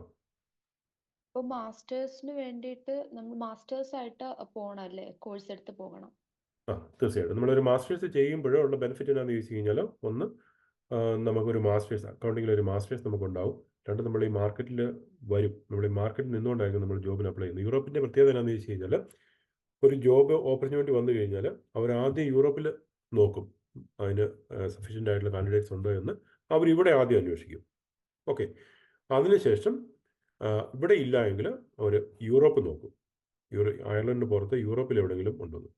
അവിടെയും ഇല്ല എങ്കിൽ മാത്രമേ അവർക്ക് യൂറോപ്പിന് പുറത്തുനിന്ന് ഒരു കാൻഡിഡേറ്റിനെ ഇങ്ങോട്ട് കൊണ്ടുവരാനായിട്ട് ബൈ ലോ പറ്റുകയുള്ളൂ. അതുകൊണ്ടാണ് നമുക്ക് നോൺ EU നാഷണൽസിന് ഇങ്ങോട്ട് വരാനായിട്ട് ബുദ്ധിമുട്ട്. അതേസമയം നമ്മളിവിടെ ഈ മാർക്കറ്റിൽ തന്നെ ആണെങ്കിൽ, നമ്മൾ അയർലൻഡിൽ താമസിക്കുന്ന ആളാണെങ്കിൽ ഒരു ഓപ്പർച്യൂണിറ്റി വരുമ്പോൾ നമ്മൾ അപ്ലൈ ചെയ്യുമ്പോൾ നമ്മൾ അയർലൻഡിലുള്ള ഒരു കാൻഡിഡേറ്റ് ആയിട്ടാണ് അവർ പരിഗണിക്കുന്നത്. അപ്പോൾ നമുക്ക് ജോലി കിട്ടും.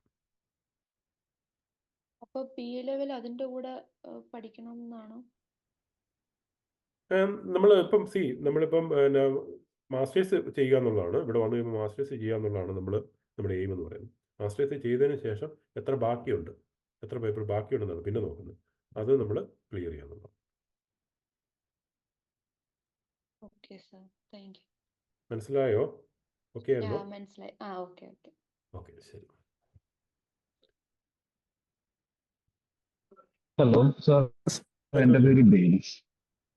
ഓക്കെ, സോ ഞാനിപ്പം ഓൾറെഡി 9 പേപ്പർ എക്സംഷൻ ഉള്ള ഒരു ബാച്ചിലേഴ്സ് ഡിഗ്രി ഹോൾഡർ ആണ്. ആൻഡ് ലൈക്ക് ഞാൻ 2 years അത് കഴിഞ്ഞ് വർക്ക് ചെയ്യുമായിരുന്നു. സോ ലൈക്ക് ആ ഒരു അക്കാഡമിക്സിൻ്റെ ഒരിക്കൽ ഗ്യാപ്പ് വന്നു. സോ ലൈക്ക് അതുകൊണ്ട് ഞാനിപ്പം മാസ്റ്റേഴ്സ് അവിടെ MSc ഫൈനാൻസ് ആൻഡ് അക്കൗണ്ടിങ് ആണ്, എനിക്ക് ഗ്രിഫിത്തിലാണ് ഞാൻ നോക്കുന്നത്. സോ ലൈക്ക് എൻ്റെ ആ MSc മാസ്റ്റേഴ്സ് പ്രോഗ്രാമും എൻ്റെ അണ്ടർ ഗ്രാജുവേറ്റ് പ്രോഗ്രാമും ലൈക്ക് സെയിം ടു സെയിം ആയി പോകുമെന്നൊരു ഡൗട്ട് ഉണ്ട് എനിക്ക്. കാരണം രണ്ടും 9 പേപ്പർ എക്സംഷൻ കോഴ്സ് ആയതുകൊണ്ട്. 9 പേപ്പർ എക്സംഷൻ ഓൾറെഡി ഉണ്ട്. ഈ എക്സംഷന്റെ കാര്യങ്ങളൊന്നും ഈ എംബസി ബോധേഡല്ല.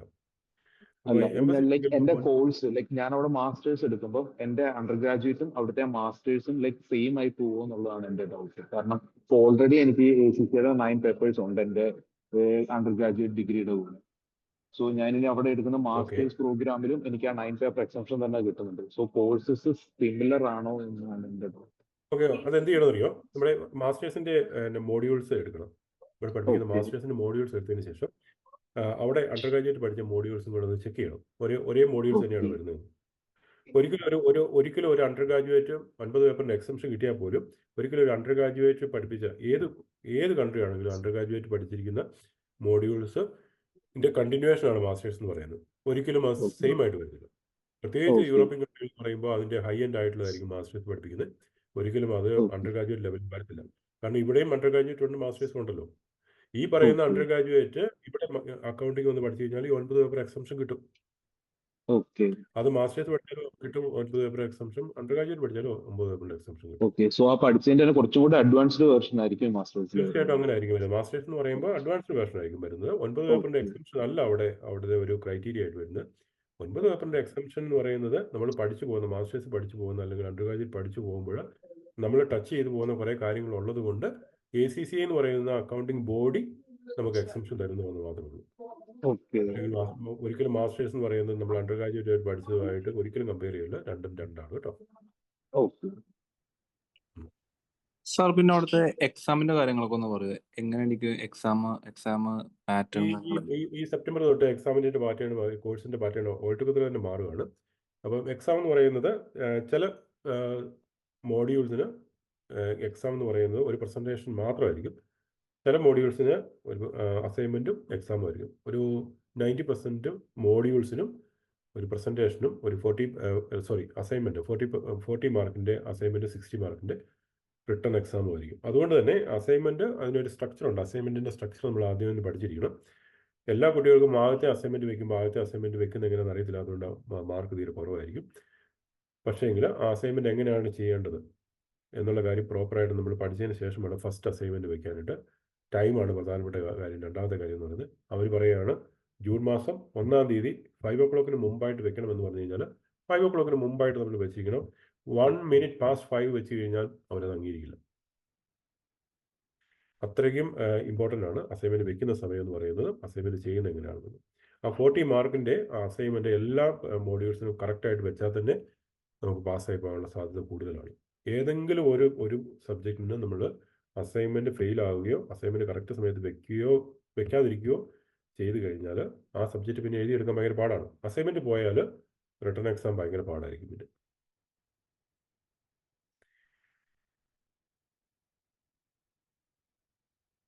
ഓക്കെ ആണോ? Okay sir. Hello, okay okay, sir ചോദിച്ചോളൂ. സർ നമ്മളിപ്പോ ഡിഗ്രി പ്രൈവറ്റ് ആയിട്ട് ചെയ്തിട്ട് മാസ്റ്റേഴ്സിന് അപ്ലൈ ചെയ്യുമ്പോൾ അതൊരു പ്രശ്നമാവും? നമുക്ക് ഡിസ്റ്റൻ്റ് ആയിട്ട് വേണം ചെയ്യാം. നമുക്ക് 60% മേൽ മാർക്ക് ഉണ്ടായിരിക്കണം, ബാക്ക്ലോഗ്സ് ഉണ്ടാകാൻ പാടില്ലെന്ന് മാത്രമേ ഉള്ളൂ. പ്രൈവറ്റ് ആയിട്ടെന്ന് പറയുമ്പോൾ ഡിസ്റ്റൻ്റ് ആയിരിക്കുമല്ലോ. പ്രൈവറ്റ് ആയിട്ടെന്ന് പറഞ്ഞാൽ പല രീതിയിലാവാം. നമ്മൾ യൂണിവേഴ്സിറ്റി പോയി പബ്ലിക് യൂണിവേഴ്സിറ്റി പഠിക്കുന്നു, പ്രൈവറ്റ് കോളേജുകൾ പഠിക്കുന്നതാവാം. ഇനി അതല്ല ഡിസ്റ്റൻ്റ് ആയിട്ട് പഠിക്കുന്നതാണെങ്കിലും ഈ ഒരു ക്രൈറ്റീരിയ, ഈ 60% മിനിമം മാർക്ക് ഉണ്ടായിരിക്കുക, അതുപോലെ ബാക്ക്ലോഗ്സ് ഉണ്ടാകാതിരിക്കുക, ഈ ഒരു ക്രൈറ്റീരിയ മീറ്റ് ചെയ്യുന്നുണ്ടെങ്കിൽ ഓക്കെയാണ് കേട്ടോ. Okay sir, thank U.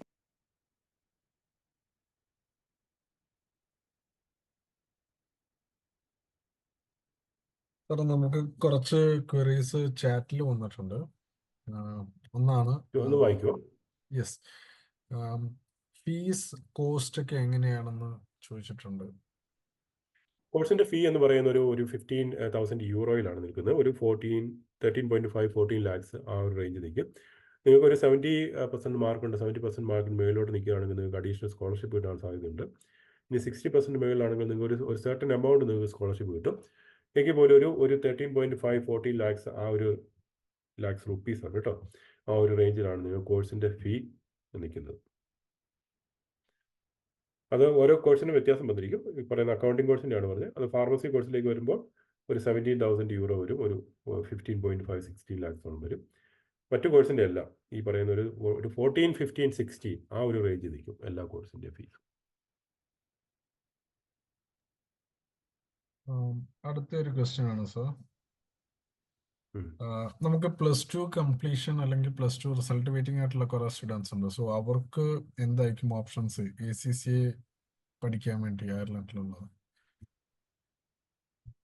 നമ്മൾ +2 കംപ്ലീറ്റ് ചെയ്ത കുട്ടികളെ അണ്ടർ ഗ്രാജുവേറ്റ് പഠിക്കുക എന്നുള്ളതാണ് അവരെ സംബന്ധിച്ചിടത്തോളം നെക്സ്റ്റ് സ്റ്റെപ്പ് എന്ന് പറയുന്നത് അണ്ടർ ഗ്രാജുവേറ്റ് പഠിക്കുക എന്നുള്ളതാണ്. അപ്പോൾ അത് അയർലൻഡിൽ അണ്ടർ ഗ്രാജുവേറ്റ് പഠിക്കുക എന്ന് പറയുന്നത് പഠിക്കാം. പക്ഷേങ്കിൽ നമുക്കൊരു 75-80 lakhs നമ്മുടെ കയ്യിൽ കാശായിട്ടോ അല്ലെങ്കിൽ നമ്മുടെ ഫൈനാൻഷ്യലി നമ്മളെ സപ്പോർട്ട് ചെയ്യാനായിട്ട് ആരെങ്കിലും ഉണ്ട് എങ്കിൽ മാത്രമേ നമുക്ക് ആ ഒരു അണ്ടർ ഗ്രാജുവേറ്റിനെ പറ്റി നമുക്ക് ചിന്തിക്കാനായിട്ട് പറ്റുള്ളൂ. അതല്ല എങ്കിൽ നമ്മൾ അണ്ടർ ഗ്രാജുവേറ്റിനെ പറ്റി ചിന്തിക്കരുത്. അണ്ടർ ഗ്രാജുവേറ്റ് ഇവിടെ വന്ന് പഠിക്കുമ്പോഴാണ് നമുക്ക് 9 പേപ്പറിൻ്റെ എക്സംഷൻ, അക്കൗണ്ടിങ്ങിൻ്റെ കേസിലാണ് നമുക്ക് 9 പേപ്പറിൻ്റെ എക്സംഷൻ പിന്നെയും കിട്ടും. അണ്ടർ ഗ്രാജുവേറ്റ് പഠിച്ചാലുള്ള ബെനിഫിറ്റ് എന്താണെന്ന് വെച്ച് കഴിഞ്ഞാൽ നമ്മൾ പഠിച്ചിറങ്ങി കഴിയുമ്പോൾ നമുക്ക് പ്ലേസ്മെൻറ്റ് കിട്ടും. അയർലൻഡിൽ മാസ്റ്റേഴ്സ് പഠിക്കുന്നതല്ല, അണ്ടർ ഗ്രാജുവേറ്റ് പഠിച്ചിറങ്ങി കഴിഞ്ഞാൽ നമുക്ക് 100% പ്ലേസ്മെൻ്റ് ആണ്. നമുക്ക് മൂന്നാമത്തെ വർഷം തന്നെ നമുക്ക് ഇൻറ്റേൺഷിപ്പ് ഉണ്ടാവും. ഇൻറ്റേൺഷിപ്പ് കഴിഞ്ഞതിന് ശേഷം ഇൻറ്റേൺഷിപ്പ് കഴിഞ്ഞിട്ട് നമ്മൾ 4th ഇയറോടെ കംപ്ലീറ്റ് ചെയ്ത് കഴിഞ്ഞാൽ 4th ഇയർ കംപ്ലീറ്റ് ചെയ്തതിന് ശേഷം കുട്ടികൾ റീജോയിൻ ചെയ്യുകയാണ് ചെയ്യുന്ന കമ്പനികളിലേക്ക്. അത് ഏത് ഫീൽഡിലുള്ള കുട്ടികളാണെങ്കിലും ശരി, നമ്മൾ യൂണിവേഴ്സിറ്റി പഠിച്ചിറങ്ങി കഴിഞ്ഞാൽ സ്ട്രെയിറ്റ് പ്ലേസ്മെൻ്റ് ആണ് എല്ലാവർക്കും. അണ്ടർ ഗ്രാജുവേറ്റ് പഠിച്ചാലുള്ള ബെനിഫിറ്റ് ആണ്. പക്ഷേ അണ്ടർ ഗ്രാജുവേറ്റ് പഠിക്കാനുള്ള ഒരു നമ്മളെ സംബന്ധിക്കുന്ന ഡ്രോബാക്ക് എന്ന് പറയുന്നത് നമ്മുടെ ഫൈനാൻഷ്യൽ ഇഷ്യൂസ് ആണ്. എംബസി വളരെ സ്ട്രിക്റ്റ് ആണ്. 4 വർഷത്തെ ഒരു കോഴ്സിന് നമ്മൾ ജോയിൻ ചെയ്യുമ്പോൾ നമുക്ക് 4 വർഷത്തെ കോഴ്സിൻ്റെ ഫീയും 4 വർഷത്തെ കോസ്റ്റ് ഓഫ് ലിവിങ്ങും നമ്മുടെ കയ്യിൽ ഉണ്ടായിരിക്കണം. അല്ലെങ്കിൽ നമ്മുടെ ഫാമിലി മെമ്പേഴ്സ് സ്പോൺസറായിട്ട് നിൽക്കുമ്പോൾ ഒരു സ്പോൺസർ നമ്മൾക്ക് ഒരു ഫൈനാൻഷ്യൽ അസിസ്റ്റൻസ് തരണം.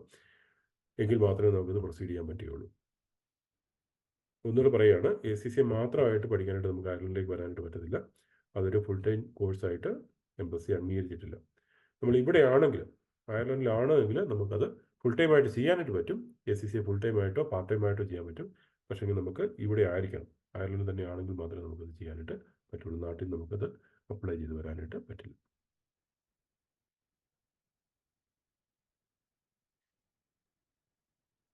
സാർ വേറെ ഒരു ക്വറിയാണ്.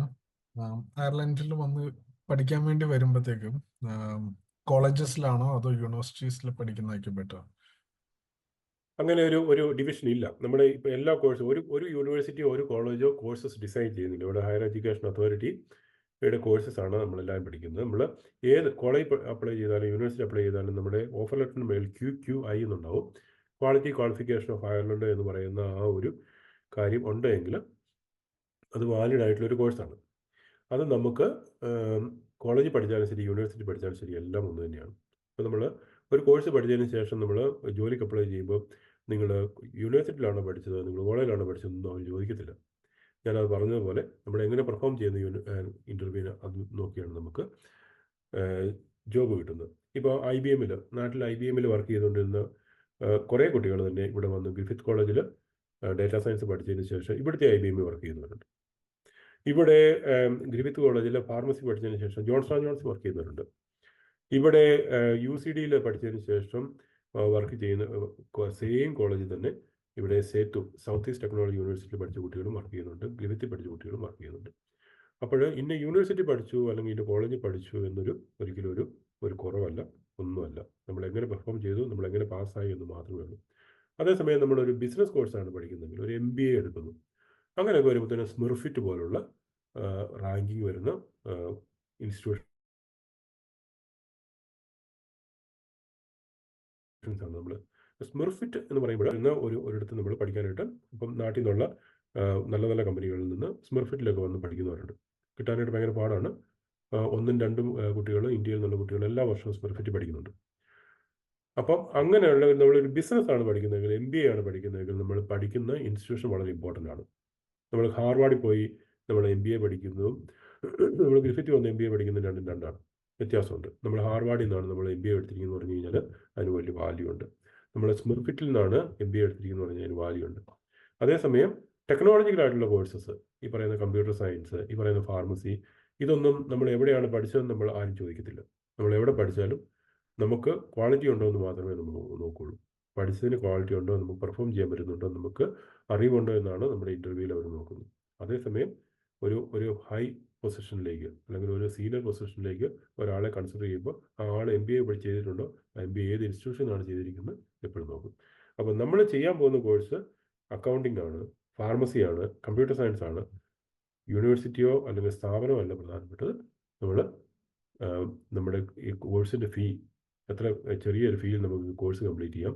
അതിനുശേഷം നമുക്ക് നമ്മുടെയൊക്കെ എത്ര പെട്ടെന്ന് നമുക്ക് എക്സ്പീരിയൻസ് ഉണ്ടാക്കി നമുക്ക് ജോബിലേക്ക് ലാൻഡ് ചെയ്യുക എന്നുള്ളതാണ് ഏറ്റവും പ്രധാനപ്പെട്ട കാര്യം. എല്ലാ കോഴ്സും ഹയർ എഡ്യൂക്കേഷൻ അതോറിറ്റി ഓത്തറൈസ്ഡ് ആണ്. അങ്ങനെ QQI എന്ന് മുകളിലുണ്ടെങ്കിൽ നമുക്ക് പേടിക്കേണ്ട ആവശ്യമൊന്നുമില്ല. QQI എന്ന് ഇല്ല എങ്കിൽ നിങ്ങൾ ഓഫ് കോഴ്സ് നിങ്ങൾ സെർച്ച് ചെയ്യണം, നിങ്ങളത് ഇൻവെസ്റ്റിഗേറ്റ് ചെയ്യണം, അല്ലെങ്കിൽ നിങ്ങൾ ക്വസ്റ്റ്യൻസ് റേസ് ചെയ്യണം കേട്ടോ. സാർ വേറെ ഒരു ക്വറിയാണ്, മാസ്റ്റേഴ്സ് ചെയ്യുമ്പോൾ ഇന്റേൺഷിപ്പ് പ്രോഗ്രാംസ് കിട്ടുമോ? പൊതുവിലെ ഇന്റേൺഷിപ്പ് മാസ്റ്റേഴ്സിന് ഉണ്ടാവില്ല, വളരെ കുറവാണ് മാസ്റ്റേഴ്സിന്. ഇപ്പം വളരെ റെയർ ആയിട്ടുള്ള ചില കോഴ്സസ് 2 വർഷമുണ്ട്. MSW സോഷ്യൽ വർക്കിൻ്റെ ചില കോഴ്സസ് 2 വർഷമുണ്ട്. ആ 2 വർഷം വരുന്നതിന് കാരണം എന്താണെന്ന് വെച്ച് കഴിഞ്ഞാൽ 6 to 8 months ഇന്റേൺഷിപ്പ് കൊടുക്കുന്നതുകൊണ്ടാണ് ചില കോഴ്സസ് 2 വർഷം വരുന്നത്. 1 year വരുന്ന കോഴ്സസിൽ ഒരു 99% കോഴ്സസിനും ഇന്റേൺഷിപ്പ് ഉണ്ടാവില്ല. ഓക്കെ, അതുകൊണ്ടാണ് ഞാൻ പറഞ്ഞത് അണ്ടർ ഗ്രാജുവേറ്റ് സ്റ്റുഡൻസിന് പഠിക്കുന്ന കുട്ടികൾക്ക് എല്ലാവർക്കും തന്നെ ഇന്റേൺഷിപ്പ് ഉണ്ടാവും. അവർ തേർഡ് ഇയർ കഴിഞ്ഞ് കഴിഞ്ഞാൽ ഇന്റേൺഷിപ്പ് ഉണ്ടാവും, അവർക്ക് പ്ലേസ്മെൻറ്റും ഉണ്ടാവും. പക്ഷേ മാസ്റ്റേഴ്സ് പഠിക്കുന്ന കുട്ടികൾക്ക് ഇന്റേൺഷിപ്പ് ഉണ്ടാവില്ല, അവർക്ക് പ്ലേസ്മെൻറ്റും ഉണ്ടാവില്ല. പക്ഷേങ്കിൽ കമ്പനികൾ ക്യാമ്പസ് വിസിറ്റ് ചെയ്യും, അവർ നമുക്ക് പ്രസൻറ്റേഷൻ തരും, അവരോട് നമുക്ക് സംസാരിക്കാൻ പറ്റും. പക്ഷേങ്കിൽ കോഴ്സ് കഴിഞ്ഞതിന് ശേഷം നമ്മൾ ആപ്ലിക്കേഷൻ വയ്ക്കണം, എന്നിട്ട് നമ്മൾ ഇൻ്റർവ്യൂ എടുത്ത് വേണം നമുക്ക് ജോബിലേക്ക് എൻ്റർ ചെയ്യാനായിട്ട്. സർ, വേറെ ഒരു ക്വറിയാണ്. ഇവിടുന്ന് ACC മെമ്പർഷിപ്പ് കിട്ടിക്കഴിഞ്ഞാൽ അവിടേക്ക് ACCന്റെ ബാക്കി പ്രാക്ടിക്കൽ കോഴ്സ് ചെയ്യാൻ പറ്റും? തീർച്ചയായിട്ടും വരും. ACC എന്ന് പറയുന്ന രജിസ്ട്രേഷൻ ചെയ്ത് കഴിഞ്ഞാൽ നമുക്കത് ഇന്ത്യയിൽ ഇരുന്ന് ചെയ്യാം, ഓസ്ട്രേലിയയിൽ ഇരുന്ന് ചെയ്യാം, കാനഡയിൽ ഇരുന്ന് ചെയ്യാം. അതിൻ്റെ രജിസ്ട്രേഷൻ നമ്മൾ ചെയ്യണമെന്ന് മാത്രമേ ഉള്ളൂ. നമ്മൾ എവിടെ ഇരുന്ന് ചെയ്യുന്നു എന്നുള്ളത് പ്രധാനപ്പെട്ട കാര്യമില്ല. നമ്മൾ രജിസ്റ്റർ ചെയ്തു, നമ്മുടെ രജിസ്ട്രേഷൻ ഫീസ് എല്ലാ വർഷവും നമ്മൾ റിന്യൂ ചെയ്തുകൊണ്ട് ഫീ അടച്ച് നമ്മൾ റിന്യൂ ചെയ്ത് കഴിഞ്ഞാൽ എക്സാമിനേഷൻ നമുക്ക് എവിടെ ഇരുന്ന് വേണം ചെയ്യും.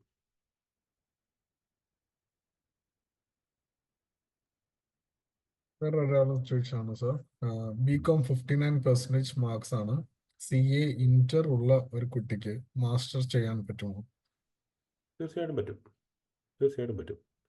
നമ്മൾ CA നോക്കിയിട്ടല്ല, അവർ നമ്മുടെ അണ്ടർ ഗ്രാജുവേറ്റ് നോക്കിയിട്ടാണ് നമുക്ക് മാസ്റ്റേഴ്സ് ചെയ്യാൻ പറ്റുമോ എന്നുള്ള കാര്യം അവർ പറയുന്നു. നമുക്ക് അണ്ടർ ഗ്രാജുവേറ്റ് അക്കൗണ്ടിങ് റിലേറ്റഡ് ആയിട്ടുള്ളതാണ്, അതുപോലെ തന്നെ അതിന് 60% മാർക്കുള്ള ബാക്ക്ലോഗ്സ് ഇല്ലെങ്കിലും ഓഫ് കോഴ്സ് യെസ് നമുക്ക് മാസ്റ്റേഴ്സ് ചെയ്യാൻ പറ്റും കേട്ടോ. റെപ്പറ്റേറ്റീവ് ആയിട്ടുള്ള ക്വസ്റ്റ്യൻസ് ഒക്കെ ഉണ്ട്. എനിക്ക് തോന്നുന്നു ചിലപ്പോൾ ആരെങ്കിലും കയറാൻ വൈകിയോണ്ടായിരിക്കും. ഒരാൾ വീണ്ടും ഒരു ക്വസ്റ്റ്യൻ ചോദിച്ചത് ഇതാണ്: മാസ്റ്റേഴ്സ് കംപ്ലീറ്റ് ചെയ്തതിന് ശേഷം 4 പേപ്പർ മാസ്റ്റേഴ്സിന്റെ കണ്ടിന്യൂഷൻ ആയിട്ടാണോ ചെയ്യുന്നത് എന്നുള്ളത്. നമ്മൾ ഓൾറെഡി പറഞ്ഞതാണത്. ലൈക്ക് മാസ്റ്റേഴ്സ് കംപ്ലീറ്റ് ചെയ്തതിനു ശേഷം ആ ഒരു ഫ്ലോയിൽ തന്നെ നിങ്ങൾക്ക് റിമൈനിങ് 4 പേപ്പേഴ്സ് ചെയ്യാൻ പറ്റുന്നതായിരിക്കും. അപ്പോൾ 4 പേപ്പർ എന്ന് പറയുന്നത് നിങ്ങൾക്ക് അതിന് കണ്ടിന്യൂഷൻ ആയിട്ട് ചെയ്യാനായിട്ട് പറ്റും. അതല്ല എങ്കിൽ നിങ്ങൾക്ക് ട്രെയിനിങ് അക്കൗണ്ടൻ്റ് ആയിട്ട് ഏതെങ്കിലും കമ്പനി നിങ്ങൾ ട്രെയിനിങ് അക്കൗണ്ടൻ്റ് ആയിട്ട് എടുക്കുകയാണെങ്കിൽ നിങ്ങളെ ആ കമ്പനി സപ്പോർട്ട് ചെയ്യും നമ്മൾ ബാക്കി പേപ്പറോട് എഴുതിയെടുക്കാനായിട്ട്. അപ്പം അങ്ങനെയും ചെയ്യും. ഫുള്ളി ക്വാളിഫൈഡ് ആയിട്ടുള്ള അക്കൗണ്ടൻ്റ് ആയിട്ട് നമുക്ക് എക്സ്പീരിയൻസുമായിട്ട് നാട്ടിലൊരു മിനിമം ഒരു 1 year 2 year ഒക്കെ എക്സ്പീരിയൻസ് ആയിട്ട് വരുന്നവരാണെങ്കിൽ നമുക്ക് പെട്ടെന്ന് തന്നെ ACC കംപ്ലീറ്റ് ചെയ്ത് അക്കൗണ്ടൻ്റ് ആയിട്ട് തന്നെ ഫുള്ളി ക്വാളിഫൈഡ് ആയിട്ടുള്ള അക്കൗണ്ടൻ്റ് പൊസിഷൻ നമുക്ക് ജോലിക്ക് അപ്ലൈ ചെയ്യാം. അതല്ലാതെ ACC കംപ്ലീറ്റ് ചെയ്യാതെ തന്നെ ട്രെയിനിങ് പൊസിഷന് വേണ്ടി നമ്മൾ അപ്ലൈ ചെയ്ത് കഴിയുമ്പോൾ ആ കമ്പനി നമ്മളെ സപ്പോർട്ട് ചെയ്യും ബാക്കി പേപ്പറോട് എഴുതിയെടുക്കാനായിട്ട്. അവർ നമുക്ക് നമ്മളെ ആ ഫീ അടയ്ക്കാനായിട്ട് നമ്മളെ സപ്പോർട്ട് ചെയ്യും. അതുപോലെ തന്നെ എക്സാമിനേഷൻ നമുക്ക് ടൈം ഓഫും തരും. ഡിപ്പെൻസ്, അപ്പോഴും നമ്മളാണ് തീരുമാനിക്കുന്നത് എപ്പോഴാണ് എഴുതിയെടുക്കുന്നത്. ചില കുട്ടികൾ ആ ഫ്ലോയിൽ തന്നെ പെട്ടെന്ന് തന്നെ എഴുതിയെടുക്കുക മുഴുവനും സമയമുള്ളപ്പം. ഈ ഡിസർട്ടേഷൻ സബ്മിറ്റ് ചെയ്തിട്ട് കോൺവൊക്കേഷൻ വരെയുള്ള സമയം എന്ന് പറയുന്നത് ഒരു പാർട്ട് ടൈം ജോബ് ചെയ്യും, 40 hours പാർട്ട് ടൈം ചെയ്യുമെങ്കിൽ പോലും ആ സമയം വെറുതെ നശിപ്പിച്ച് കളയാതെ അവർ ആ എക്സാം എഴുതി. ചില കുട്ടികൾ ട്രാവലിങ്ങിന് പോകും, ചില കുട്ടികൾ നാട്ടിൽ പോകും ആ സമയത്ത്, ചില കുട്ടികൾ റിലാക്സ് ചെയ്യും. പല രീതിയിലാണ് കുട്ടികൾ ചെയ്യുന്നത്. ഹലോ സർ, എൻ്റെ പേര് ആർദ്ര. ഹലോ, കേൾക്കാമോ സർ? കേൾക്കാൻ ചോദിച്ചോളൂ. ഞാനിപ്പോ ബികോം ഡിഗ്രി ചെയ്ത് കഴിഞ്ഞിട്ട് ഇരിക്കുകയാണ്. അപ്പം അപ്പോഴാണ് എനിക്ക് അബ്രോഡ് പോയി പഠിക്കണം എന്ന് ആഗ്രഹം ഉണ്ടായിരുന്നു. അപ്പോഴാണ് ഞാൻ ഈ ആഡ് കാണുന്നത് ACC അയർലാൻഡ് എന്നുള്ളത്. അപ്പം ഞാൻ ഇപ്പൊ BCom ഗ്രാജുവേറ്റ് കഴിഞ്ഞിട്ട് എത്രത്തോളം ബെറ്റർ ഓപ്ഷൻ ആണ് സാർ ഇത് ACC അയർലാൻഡ് ചെയ്യുന്നത്? എത്രത്തോളം ബെറ്റർ ഓപ്ഷൻ ആയിരിക്കും? BCom കഴിഞ്ഞവർക്ക് ബെറ്റർ ഓപ്ഷൻ അല്ല, ബെസ്റ്റ് ഓപ്ഷൻ എന്നാണ് ഞാൻ പറയുന്നത്. അക്കൗണ്ടിങ് എന്ന് പറയുന്നത് നിങ്ങൾ BCom കഴിഞ്ഞവർക്ക് വരുന്ന രണ്ട് ഓപ്ഷൻസ് ആണ് ഉള്ളത് ശരിക്കും പറഞ്ഞു കഴിഞ്ഞാൽ. ഒന്നുകിൽ നിങ്ങളൊരു ബിസിനസ് ഒരു ഫീൽഡിലേക്ക് മാറുക, അല്ലെങ്കിൽ ടെക്നിക്കൽ ഫീൽഡിലേക്ക് മാറുക എന്നുള്ളത്. ബിസിനസ് ഫീൽഡിലേക്ക് മാറുമ്പോൾ ബിസിനസ്സിൽ തന്നെ അല്പം ടെക്നിക്കൽ സൈഡ് ഉള്ളതെന്ന് പറയുന്നത് സപ്ലൈ ചെയിൻ മാനേജ്മെൻ്റ് ആണ്. അതിൻ്റെ അതാണ് അല്പമെങ്കിലും സ്കിൽഡ് വരുന്നത്. മറ്റ് HR അല്ലെങ്കിൽ ജനറിക് ആയിട്ടുള്ള ജനറൽ മാനേജ്മെൻറ്റ്, ഫൈനാൻസ് ഒരു ഫൈനാൻസ് എന്ന് പറയുമ്പോൾ നമ്മൾ ഫൈനാൻസ് തന്നെയാണ് ഇവിടെ പഠിക്കുന്നത്, അക്കൗണ്ടിങ് ആൻഡ് ഫൈനാൻസ് ആണ് പഠിക്കുന്നത്. അതല്ലാതെ വരുന്നത് ജനറൽ ബിസിനസ് അല്ലെങ്കിൽ HR, ഇതെല്ലാം വളരെ എന്താ പറയുക സ്ട്രേറ്റ് ഫോർവേഡ് ആയിട്ടുണ്ട്. അതിൻ്റെ അത് ടെക്നിക്കൽ ആയിട്ട് ഒന്നുമില്ല. അത് നമ്മൾ പഠിച്ച് കഴിഞ്ഞാൽ നമുക്ക് ജോലിയും കിട്ടില്ല, കാരണം ലോക്കലായിട്ടുള്ള ഒത്തിരി ആൾക്കാരുണ്ട്. അത് നമുക്ക് ലാംഗ്വേജ് ആണ് ഏറ്റവും വേണ്ടത്. അതേസമയം നമ്മൾ സപ്ലൈ ചെയിൻ പഠിക്കുകയാണെങ്കിൽ ഒരു പരിധി വരെ നമുക്ക് ഒരു ജോലി കിട്ടാൻ സാധ്യതയുണ്ട്. ഓൺ ദി അതർ ഹാൻഡ് നമ്മൾ അക്കൗണ്ടിങ്ങിലേക്ക് വരുവാണെങ്കിൽ നമുക്ക് അക്കൗണ്ടിങ് സ്കിൽഡ് കാറ്റഗറിയാണ്. അപ്പോൾ നമ്മളൊരു യൂണിവേഴ്സൽ ഡിഗ്രിയാണ്, നമുക്ക് ഏത് കൺട്രിയിൽ പോയി വേണം ജോലി ചെയ്യാൻ പറ്റും. ACC കൂടെ കംപ്ലീറ്റ് ചെയ്ത് കഴിഞ്ഞാൽ ഒന്ന് നമ്മൾ ഫൈനാൻസ് ഫീൽഡിൽ നമുക്ക് വർക്ക് ചെയ്യാൻ പറ്റും. കാരണം അക്കൗണ്ടിങ് ആൻഡ് ഫൈനാൻസ് ആണ് നമ്മൾ പഠിക്കുന്നത്. അപ്പോൾ ഒരു BCom കഴിഞ്ഞ ഒരു കുട്ടിയെ സംബന്ധിച്ചിടത്തോളം അക്കൗണ്ടിങ് എന്ന് പറയുന്നത് അടുത്ത സ്റ്റെപ്പാണ് ബെസ്റ്റ് സ്റ്റെപ്പുമാണ്. Okay sir. Okay okay.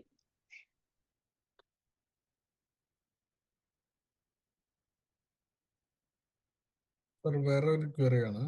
ACCA ചോദിച്ചോളൂ. രജിസ്ട്രേഷൻ നാട്ടിൽ ചെയ്യുന്നതാണോ അയർലൻഡിൽ വന്ന് രജിസ്റ്റർ ചെയ്യുന്നതാണോ എന്നുള്ളത്? ഇങ്ങനെ ചെയ്താലും ഒരുപോലെ തന്നെയാണ്. SSC രജിസ്ട്രേഷൻ നമ്മൾ ചെയ്യുമ്പോൾ നാട്ടിൽ നിന്ന് ചെയ്യുമ്പോൾ നമ്മൾ റുപ്പി ആയിട്ട് അടയ്ക്കുന്നു, ഇവിടെ നിന്ന് ചെയ്യുമ്പോൾ നമ്മൾ യൂറോ ആയിട്ട് അടയ്ക്കുന്നു മാത്രമേ ഉള്ളൂ. രണ്ടും ഒന്ന് തന്നെയാണ്. സർ കറണ്ട് ഇൻടേക്ക് ക്ലോസ് ചെയ്തിട്ടുണ്ടോ എന്നുള്ള ഒരു ചോദ്യം. ചെയ്തിട്ടില്ല. കറണ്ടിൻ്റെയൊക്കെ ക്ലോസ് ചെയ്തിരിക്കുന്നത് ഫാർമസിക്ക് മാത്രമേ ക്ലോസ് ചെയ്തിട്ടുള്ളൂ. അത് ഒരു യൂണിവേഴ്സിറ്റി, ഒരു കോളേജ് മാത്രമേ ഫാർമസി റെഗുലേറ്ററി അഫയേഴ്സ് മാത്രമേ ക്ലോസ് ചെയ്തിട്ടുള്ളൂ. DC പോലുള്ള കോഴ്സസ് എനിക്ക് തോന്നുന്നു അക്കൗണ്ടിങ് അല്ല, കമ്പ്യൂട്ടർ സയൻസിൻ്റെ 1-2 കോഴ്സസ് ക്ലോസ് ചെയ്തിട്ടുണ്ട്. എനിക്ക് തോന്നുന്നു ആർട്ടിഫിഷ്യൽ ഇൻ്റലിജൻസ് ആണെന്ന് തോന്നുന്നു ക്ലോസ് ചെയ്തിരിക്കുന്നത്. അങ്ങനെ അവിടെ ഇവിടെയൊക്കെ ആയിട്ട് കുറേ കോഴ്സസ് ക്ലോസ് ചെയ്തിട്ടുള്ളൂ. എല്ലാ കോഴ്സും ക്ലോസ് ചെയ്തിട്ടില്ല. ഇപ്പോഴും ഓപ്പൺ ആണ്.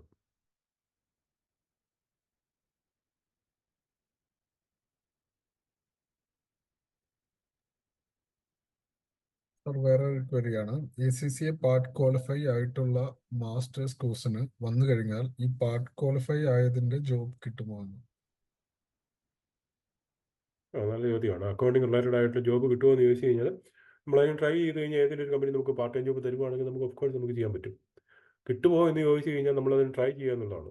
പല കുട്ടികളും പല രീതിയിലാണ് ട്രൈ ചെയ്യുന്നത്. ചില കുട്ടികൾക്ക് നല്ല പാർട്ട് ടൈം ജോബിലേക്ക് ലാൻഡ് ചെയ്യുന്നവരുണ്ട്. ചില കുട്ടികൾ സൂപ്പർ മാർക്കറ്റ് പോലുള്ള അതുപോലുള്ള പാർട്ട് ടൈം ജോബ് ചെയ്യുന്നവരുണ്ട്. നമ്മൾ ട്രൈ ചെയ്യുന്ന പോലെ ഇരിക്കും. നമ്മൾ എലിജിബിൾ ആണെങ്കിൽ നമുക്ക് പാർട്ട് ടൈം ജോബ് ചെയ്യാനായിട്ട് പറ്റും. നമുക്ക് കിട്ടുന്നുണ്ടെങ്കിൽ ഓഫ് കോഴ്സ് നമുക്ക് ചെയ്യാനായിട്ട് പറ്റും.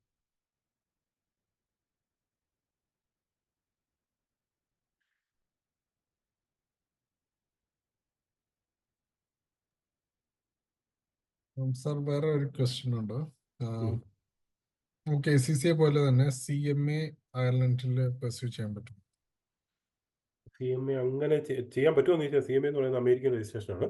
CMA-കാട്ടിലും കൂടുതൽ ACC ആണ് പോകുന്നത്. CA, ACA, CMA ഇതെല്ലാം ചെയ്യാൻ പറ്റും നമുക്ക്. ഇതെല്ലാം അക്കൗണ്ടിങ് രജിസ്ട്രേഷൻ തന്നെയാണ്, ചെയ്യാൻ പറ്റും. പക്ഷേങ്കിൽ പോപ്പുലർ ആയിട്ടുള്ളത് ACC ആണ് മാത്രം.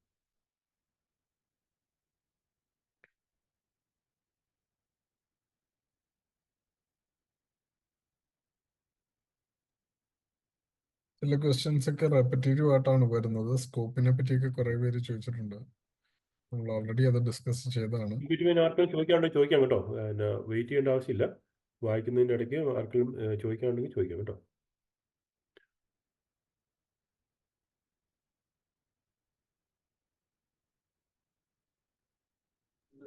സാർ അപ്പൊ MBA ഒപ്പം ACCA പറ്റും അല്ലേ? എനിക്ക് ശരിക്കും മനസ്സിലായില്ല കേട്ടോ, ഒന്നുകൂടെ ചോദിക്കുമോ? സാർ MBA കോഴ്സിന്റെ ഒപ്പം ACCA എടുക്കാൻ പറ്റും അല്ലേ? നമ്മളിവിടെ വന്നതിന് ശേഷം നമ്മളിവിടെ വന്നു, ഒരു കോഴ്സ് പഠിക്കാനായിട്ട് വന്നു. അതിന് ശേഷം നമുക്കൊരു ACC എടുക്കുക എന്ന് പറയുന്നത് നമുക്ക് ചെയ്യാം. നമുക്ക് ACC ചെയ്യുന്നതിന് കുഴപ്പമില്ല. അത് പാർട്ട് ടൈം ആയിട്ടും ഫുൾ ടൈം ആയിട്ടും ഒക്കെ നമുക്ക് ചെയ്യാം. ഇവിടെ വരുന്നത് എങ്ങനെയാണെന്നുള്ളതാണ് പ്രശ്നം. എന്ത് പറഞ്ഞാണ് ഇവിടെ വരിക?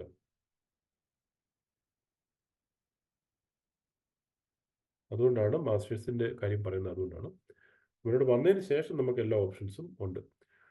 നമ്മളിവിടെ വന്നൊരു മാസ്റ്റേഴ്സ് കഴിഞ്ഞ ശേഷം നമ്മൾ ജോബിലേക്ക് ലാൻഡ് ചെയ്തു, നമുക്ക് ACC പഠിക്കണം, ACC ക്ലാസ്സിൽ പോയി അറ്റൻഡ് ചെയ്ത് പഠിക്കണമെന്നുണ്ടെങ്കിൽ നമുക്ക് പാർട്ട് ടൈം ഓപ്ഷൻ ഉണ്ട്. നമ്മൾക്ക് ജോബ് കഴിഞ്ഞതിന് ശേഷം ഈവനിങ് ക്ലാസ്സുകളുണ്ട്. ഈവനിങ് ക്ലാസ് അറ്റൻഡ് ചെയ്യാം നമുക്ക്. ഇവിടെ വന്നു കഴിഞ്ഞാൽ എല്ലാ ഓപ്പർച്യൂണിറ്റീസും ഉണ്ട്.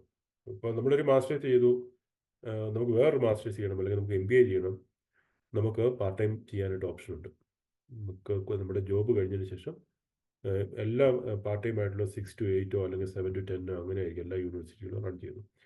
അപ്പോൾ അതിന് നമ്മൾ എൻറോൾ ചെയ്തതിന് ശേഷം ഫീ അടച്ച് നമുക്ക് പാർട്ട് ടൈം ആയിട്ട് നമുക്ക് ചെയ്തെടുക്കാം. മാസ്റ്റേഴ്സ് എത്ര മാസ്റ്റേഴ്സ് വേണം ചെയ്യാം, MBA വേണമെങ്കിൽ MBAയും ചെയ്യാം. പക്ഷേ നമ്മൾ നാട്ടിലിരുന്നുകൊണ്ട് നമുക്കിത് പറ്റത്തില്ലെന്നേ ഉള്ളൂ. നമുക്കൊരു പാർട്ട് ടൈം ജോബ് ചെയ്യാനോ അല്പം ഒരു കോഴ്സ് പാർട്ട് ടൈം ജോബല്ല, പാർട്ട് ടൈം ആയിട്ടൊരു കോഴ്സ് ചെയ്യാനായിട്ട് നാട്ടിൽ നിന്ന് അപ്ലൈ ചെയ്ത് നമുക്ക് കൊണ്ടുവരാനായിട്ട് പറ്റത്തില്ല. നമ്മൾ അപ്ലൈ ചെയ്യുന്ന കോഴ്സ് ഫുൾ ടൈം ആയിരിക്കണം. Minimum 16 to 20 hours per week നമ്മൾ യൂണിവേഴ്സിറ്റി അറ്റൻഡ് ചെയ്തിട്ടുണ്ടാവണം. അങ്ങനെ കുറേ ക്രൈറ്റീരിയ ഉണ്ട്, അത് നമ്മൾ മീറ്റ് ചെയ്യണം. സാർ കോസ്റ്റ് ഓഫ് ലിവിംഗ് എന്ന് പറയും. ഇപ്പൊ റൂം റെന്റ്, ചോദിച്ചോളൂ. ബാക്കി ഗ്രോസറി കാര്യങ്ങളൊക്കെ ഉണ്ട്. കോസ്റ്റ് ഓഫ് ലിവിംഗ് കേട്ടില്ല കേട്ടോ, ഒന്നുകൂടെ ചോദിക്കാം. കോസ്റ്റ് ഓഫ് ലിവിംഗ് ഇപ്പൊ റൂം റെന്റ്, ഗ്രോസറി അങ്ങനത്തെ സാധനങ്ങളെല്ലാം കൂടി എക്സ്പെൻസ് എത്രയാവുന്നു 1 month മിനിമം? ഒരു 500-550 അതാണ് ഇപ്പോഴത്തെ നോർമൽ റെന്റ് എന്ന് പറയുന്നത് പെർ മന്ത് വരുന്നത്. ഗ്രോസറി എന്ന് പറയുന്നത് നിങ്ങൾക്ക് ഒരു 50 euro നിൽക്കും ഒരു മാസം, അത്രേ വരുള്ളൂ. കാരണം വളരെ ചീപ്പാണ് എല്ലാ സാധനങ്ങളും. ബ്രെഡ് എന്ന് പറയുന്നത് 1.5 euro അല്ല 2 euro.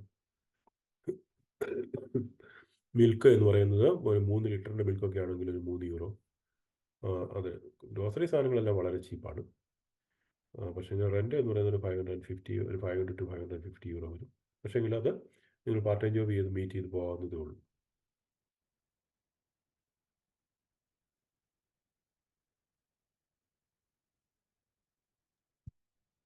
സാർ ഒരാൾ ചോദിച്ചിട്ടുണ്ട്, ആൾക്ക് ഹെൽത്ത് ഇഷ്യൂ കാരണം ഗ്യാപ്പ് ഉണ്ട്, സോ അത് ജസ്റ്റിഫൈ ചെയ്യേണ്ടി വരുമോ, അത് കാണിച്ചാൽ മതിയോ എന്ന്? ഹെൽത്ത് ഇഷ്യൂ ആണെങ്കിൽ നമ്മൾ ഹെൽത്ത് ഇഷ്യൂ ആയിട്ട് തന്നെ നമ്മളത് അഡ്രസ്സ് ചെയ്ത് പോവുക ചെയ്യുന്നത്. അപ്പോൾ നമ്മളത് മെഡിക്കൽ സർട്ടിഫിക്കറ്റ് വെച്ചിട്ട് നമുക്ക് ഇപ്പം മെഡിക്കൽ ഇഷ്യൂസ് ഇല്ല എന്നും കൂടെ നമ്മൾ പ്രൂവ് ചെയ്യേണ്ടി വരും. കാരണം മെഡിക്കൽ ചെക്കപ്പ് ഉണ്ടാവില്ല അയർലൻഡിലേക്ക്, ഒരു ഹെൽത്ത് ഇൻഷുറൻസ് മാത്രമാണ് എടുക്കുന്നത്. അപ്പോൾ നമുക്ക് മെഡിക്കൽ ഹിസ്റ്ററി ഉണ്ട് അല്ലെങ്കിൽ മെഡിക്കൽ ഇഷ്യൂസ് ഉണ്ട് എന്ന് പറഞ്ഞ് നമ്മൾ ഗ്യാപ്പ് ഫില്ല് ചെയ്ത് പോയി കഴിഞ്ഞാൽ ഇപ്പോഴും ആ മെഡിക്കൽ ഇഷ്യൂസ് ഉണ്ടോ എന്നുള്ള കാര്യം അവർക്ക് ആ ഒരു ക്വസ്റ്റ്യൻ മാർക്ക് അവിടെ വരും. അപ്പോൾ അതും അഡ്രസ്സ് ചെയ്യണം. നമുക്കിപ്പോൾ ഹെൽത്ത് ഇഷ്യൂസ് ഒന്നും ഇല്ല എന്നുള്ള സർട്ടിഫിക്കറ്റ് കൂടെ അതിൻ്റെ കൂടെ വെക്കേണ്ടി വരും.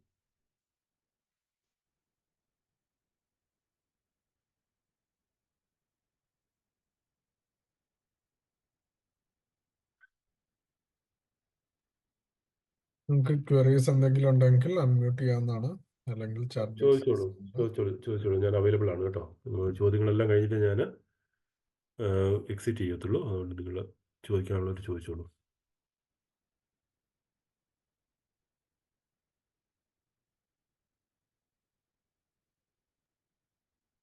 സാറിന് പേഴ്സണൽ ചാറ്റിൽ എന്തെങ്കിലും വന്നിട്ടുണ്ടോ എന്ന് നോക്കൂ. ഓക്കെ.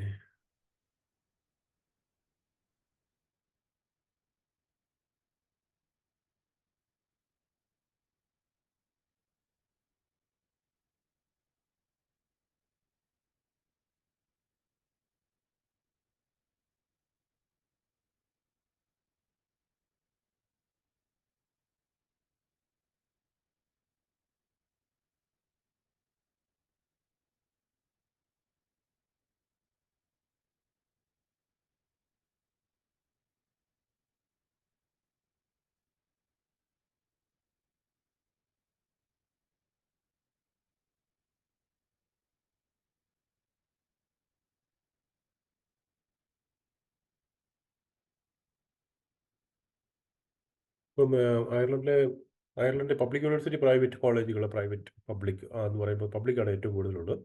പബ്ലിക് എന്ന് പറയുമ്പോൾ നമ്മൾ ഇപ്പം ജർമ്മനി പോലെയോ അല്ലെങ്കിൽ അങ്ങനെയുള്ള കൺട്രിയിൽ നമുക്ക് ഫ്രീ എഡ്യൂക്കേഷൻ കിട്ടുന്ന പബ്ലിക് യൂണിവേഴ്സിറ്റിയെ പറ്റിയല്ല പറയുന്നത്.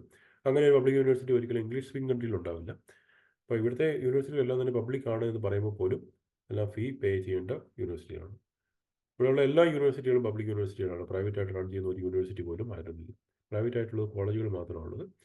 പിന്നെ ഫീ പറയുമ്പോൾ യൂണിവേഴ്സിറ്റിയെക്കാളും എപ്പോഴും ഫീ കുറവായിരിക്കും കോളേജുകളിൽ. അത് എന്തുകൊണ്ടാണ് എന്ന് ചോദിച്ചു കഴിഞ്ഞാൽ ഫണ്ടിങ്ങിൻ്റെ നമുക്ക് യൂണിവേഴ്സിറ്റികൾക്കെല്ലാം ഫണ്ടിങ്ങിൻ്റെ ഇഷ്യൂ വരുമ്പോഴാണ് അവർ കോഴ്സിൻ്റെ ഫീ കൂട്ടുന്നത്.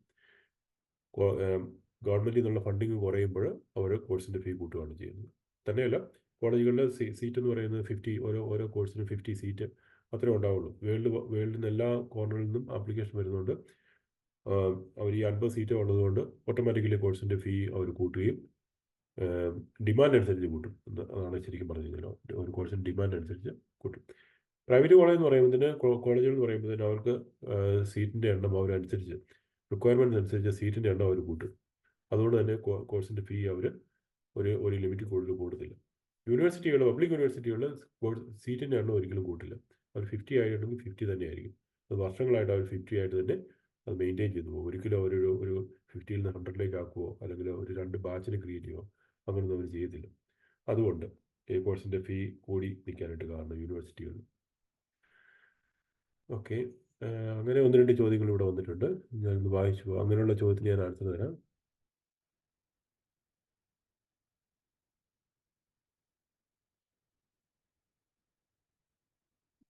നിങ്ങളിവിടെ വരാനായിട്ട് ACCA ലിങ്ക്ഡ് ആയിട്ടുള്ള കോഴ്സ് തന്നെ ചെയ്യണം നിർബന്ധമില്ല. ഇപ്പോൾ BCom ചെയ്തിരിക്കുന്ന കുട്ടികൾ ഞാൻ പറഞ്ഞല്ലോ, നിങ്ങൾക്ക് സപ്ലൈ ചെയിൻ മാനേജ്മെൻറ്റ് ചെയ്യാനായിട്ടുള്ള ഓപ്ഷൻസ് ഉണ്ട്, മറ്റു കോഴ്സസ് ചെയ്യാനായിട്ട് ഓപ്ഷൻ ഉണ്ട്. നിങ്ങൾ BCom കഴിഞ്ഞു, അതുകൊണ്ട് അക്കൗണ്ടിങ് മാത്രമേ ചെയ്യാൻ പാടുള്ളൂ.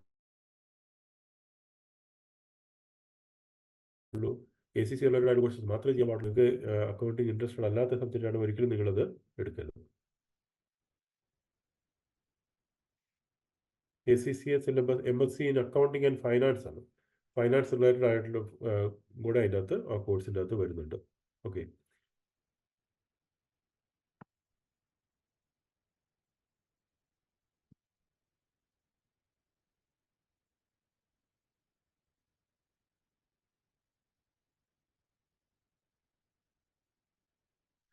+2 കഴിഞ്ഞിട്ട് ACCA എടുക്കാൻ പറ്റുമോ എന്ന് ചോദിച്ചു കഴിഞ്ഞാൽ, നാട്ടിൽ നിന്നുകൊണ്ട് നിങ്ങൾക്ക് ACCA ചെയ്യാനായിട്ട് പറ്റും. അയർലൻഡിൽ വന്നിട്ടാണ് നിങ്ങൾക്ക് ACCA ചെയ്യാനായിട്ട് പ്ലാൻ ഉണ്ടെങ്കിൽ നിങ്ങൾ തീർച്ചയായിട്ടും ഒന്നുകിൽ നിങ്ങൾ അണ്ടർ ഗ്രാജുവേറ്റ് പഠിച്ചിരിക്കണം, അല്ലെങ്കിൽ നിങ്ങൾ മാസ്റ്റേഴ്സ് ചെയ്തെങ്കിൽ മാത്രമേ അയർലൻഡിൽ നിന്നുകൊണ്ട് ACCA നിങ്ങൾക്ക് കംപ്ലീറ്റ് ചെയ്യാനായിട്ട് പറ്റുള്ളൂ. അതല്ല നിങ്ങൾ +2 കഴിഞ്ഞ് ACCA ചെയ്യണമെന്നുണ്ടെങ്കിൽ നിങ്ങൾക്ക് തീർച്ചയായിട്ടും നാട്ടിൽ നിന്നുകൊണ്ട്, ഇന്ത്യയിൽ നിന്നുകൊണ്ട് ACCA ചെയ്യാനായിട്ട് പറ്റും. ഓക്കെ,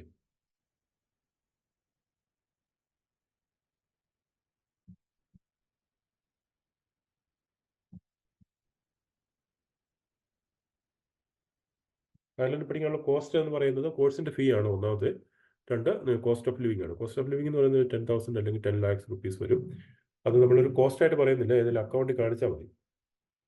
ഏതെങ്കിലും നമ്മുടെ സ്പോൺസറുടെ, നമ്മുടെ പേരൻസിൻ്റെയോ അല്ലെങ്കിൽ നമ്മുടെ സ്പോൺസറുടെ അക്കൗണ്ടിൽ നമ്മൾ ഒരു 10 lakhs കാണിച്ചാൽ മതിയോ നമ്മുടെ വിസ പ്രോസസ്സിങ്ങിൻ്റെ സമയത്ത്.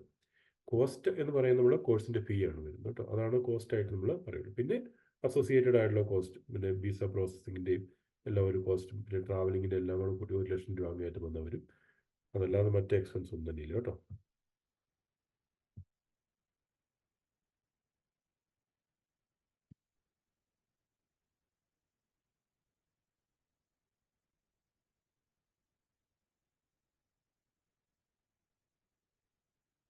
ACC പഠിച്ചതിന് ശേഷം വരുന്ന, നമ്മൾ മാസ്റ്റേഴ്സ് പഠിച്ചതിന് ശേഷം വരുന്ന 4 പേപ്പർ എന്ന് പറയുന്നത്, അത് നമ്മുടെ പ്രൈവറ്റ് ആയിട്ട് നമ്മൾ ചെയ്യുന്നതാണ്. 4 പേപ്പർ പഠിക്കുക എന്നുള്ളത് അത് നമുക്ക് എപ്പോൾ വേണമെങ്കിലും ചെയ്യാം. ഇതിൻ്റെ കണ്ടിന്യൂഷൻ ആയിട്ട് തന്നെ ചെയ്യണമെന്ന് നിർബന്ധമില്ല. ചെയ്യണമെങ്കിൽ ചെയ്യാമെന്ന് മാത്രമേ ഉള്ളൂ. അതല്ല ജോലി കിട്ടിയിട്ടാവാം, അതല്ലെങ്കിൽ നമുക്ക് നമ്മുടെ സ്റ്റേ ബാക്കിൻ്റെ സമയത്താവാം, നമുക്ക് എങ്ങനെ വേണം അത് ചെയ്യാം. അത് ഒരിക്കലും ആരും നമ്മളെ പ്രഷറൈസ് ചെയ്യത്തില്ല, അത് ചെയ്യണമെന്ന് ഒരിക്കലും പറയുന്നില്ല. ചില കുട്ടികൾ അതിൻ്റെ കണ്ടിന്യൂഷൻ ആയിട്ട് ചെയ്യുന്നു എന്ന് മാത്രമേ ഞാൻ പറയുന്നു കേട്ടോ.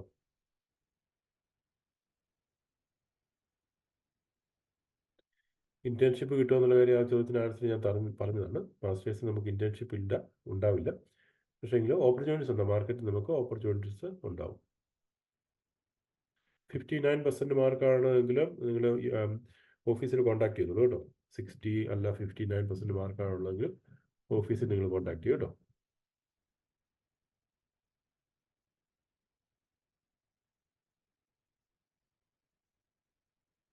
നിങ്ങൾക്ക് അയർലൻഡിൽ വന്നിട്ട് രജിസ്റ്റർ ചെയ്യാം ACCക്ക്, അല്ലെങ്കിൽ നാട്ടിലാണെങ്കിൽ രജിസ്റ്റർ ചെയ്യാം.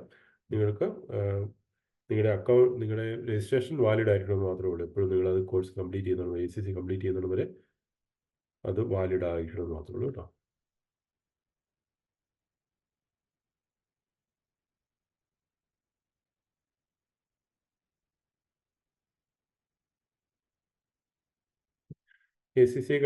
ACC കഴിയുമ്പോൾ ഉള്ള ജോബ് ഓപ്പർച്യൂണിറ്റീസ് എന്ന് പറയുന്നത്, ചില കമ്പനികളിൽ നമ്മൾ ഫുള്ളി ക്വാളിഫൈഡ് ആയിട്ടുള്ള അക്കൗണ്ടൻ്റ് ആണോ എന്ന് ചെക്ക് ചെയ്യും. നമ്മൾ ജോലിക്ക് അപ്ലൈ ചെയ്യുന്നതിന് നിങ്ങൾ ACC കംപ്ലീറ്റ് ചെയ്തിട്ടുണ്ടോ എന്ന് ഒരു റിക്വയർമെൻ്റ് ആയിട്ട് പറയാറുണ്ട്. അപ്പോൾ അങ്ങനെ പറയുന്ന കമ്പനികളിൽ നമ്മൾ അപ്ലൈ ചെയ്യുമ്പോൾ അതൊരു പ്ലസ് പോയിന്റ് ആണ്. ചില ജോബ് അഡ്വർടൈസ്മെൻറ്റിൽ നിങ്ങൾ അക്കൗണ്ടിങ് ബാക്ക്ഗ്രൗണ്ട് ആണോ ഉള്ളത് എന്ന് മാത്രം ചോദിക്കും. അങ്ങനെ വരുമ്പോഴും എങ്ങനെ വന്നാലും നമ്മളൊരു ജോബിന് അപ്ലൈ ചെയ്യുമ്പോൾ നമ്മൾ ഫുള്ളി ക്വാളിഫൈഡ് അക്കൗണ്ടൻ്റ് ആണെങ്കിൽ നമ്മൾ രജിസ്ട്രേഷൻ എക്സാം കംപ്ലീറ്റ് ചെയ്തിട്ടുണ്ടെങ്കിൽ അതെപ്പോഴും ഒരു പ്ലസ് പോയിന്റ് തന്നെയാണ് കേട്ടോ. ഹെൽത്ത് ഇഷ്യൂസ് പ്രോബ്ലം ആകുമോ എന്ന് ചോദിച്ചാൽ, നമ്മൾ ഹെൽത്ത് ഇഷ്യൂസ് അഡ്രസ്സ് ചെയ്യണം കേട്ടോ. നമുക്ക് ട്രാവൽ ചെയ്യാൻ പറ്റാത്ത അവസ്ഥയാണ്, അല്ലെങ്കിൽ നമ്മൾ ഇവിടെ 4 സീസണുള്ളൊരു കൺട്രിയാണ്. ഇവിടെ വിൻ്റർ ഉണ്ട്, സ്പ്രിംഗ് ഉണ്ട്, സമ്മർ ഉണ്ട്, ഓട്ടം ഉണ്ട്.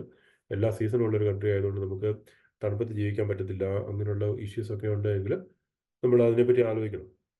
നമ്മൾ അങ്ങനെ ഹൈഡ് ചെയ്യരുത് ഒരിക്കലും. നമ്മുടെ ഹെൽത്ത് ഇഷ്യൂസ് ഹൈഡ് ചെയ്തിട്ട് ഇവിടെ വന്നിട്ട് നമുക്ക് തണുപ്പായി കഴിയുമ്പോൾ നമുക്ക് സർവൈവ് ചെയ്യാൻ പറ്റാത്ത അവസ്ഥ വന്നു കഴിഞ്ഞാൽ നമ്മൾ തിരിച്ചു പോകേണ്ട ഒരു സാഹചര്യം ഉണ്ടാവരുത് കേട്ടോ.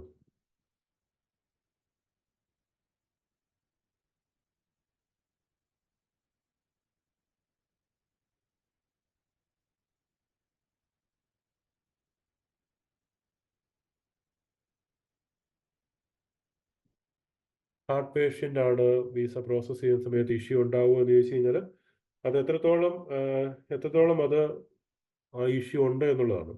അതുപോലെ തന്നെ ഈ തണുപ്പുള്ള കൺട്രികളിലൊക്കെ വന്ന് താമസിക്കാനായിട്ട് ബുദ്ധിമുട്ടാവുമോ എന്നുള്ള കാര്യങ്ങളെല്ലാം ഒരു ഡോക്ടറിനോട് സംസാരിക്കണം. ഡോക്ടറിനോട് സംസാരിച്ചതിന് ശേഷം മാത്രമേ അത് പ്രൊസീഡ് ചെയ്യുള്ളൂ കേട്ടോ.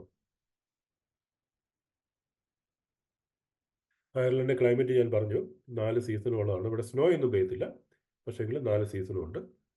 വിൻ്റർ ഉണ്ട്, നമുക്കൊരു 3 മാസം വിൻ്റർ ഉണ്ട്, 3 മാസം സ്പ്രിംഗ് ഉണ്ട്. ഇപ്പോൾ സ്പ്രിംഗ് സീസണാണ്. സ്പ്രിംഗ് സീസൺ കഴിഞ്ഞ് സമ്മറിലേക്ക് ആവുകയാണ്. ഈ സമ്മറുണ്ട് 3 മാസം, അത് കഴിഞ്ഞ് ഓട്ടം സീസൺ ഉണ്ട്, ഇലയെല്ലാം കൊഴിയുന്ന ഓട്ടം സീസൺ ഉണ്ട്, അതിനുശേഷം വിൻ്റർ ഉണ്ട്. ഇങ്ങനെ 4 സീസണും വരുന്ന ക്ലൈമറ്റാണ് അയർലൻഡുള്ളത് കേട്ടോ. ബിലോ മാർക്കാണ് ഉള്ളതെങ്കിൽ നിങ്ങൾക്ക് 60% മാർക്കിൽ 60% കുറവാണ്, 55% ആണെങ്കിൽ നമുക്ക് നോക്കാം. നിങ്ങൾ ഓഫീസിൽ കോൺടാക്ട് ചെയ്യും കേട്ടോ.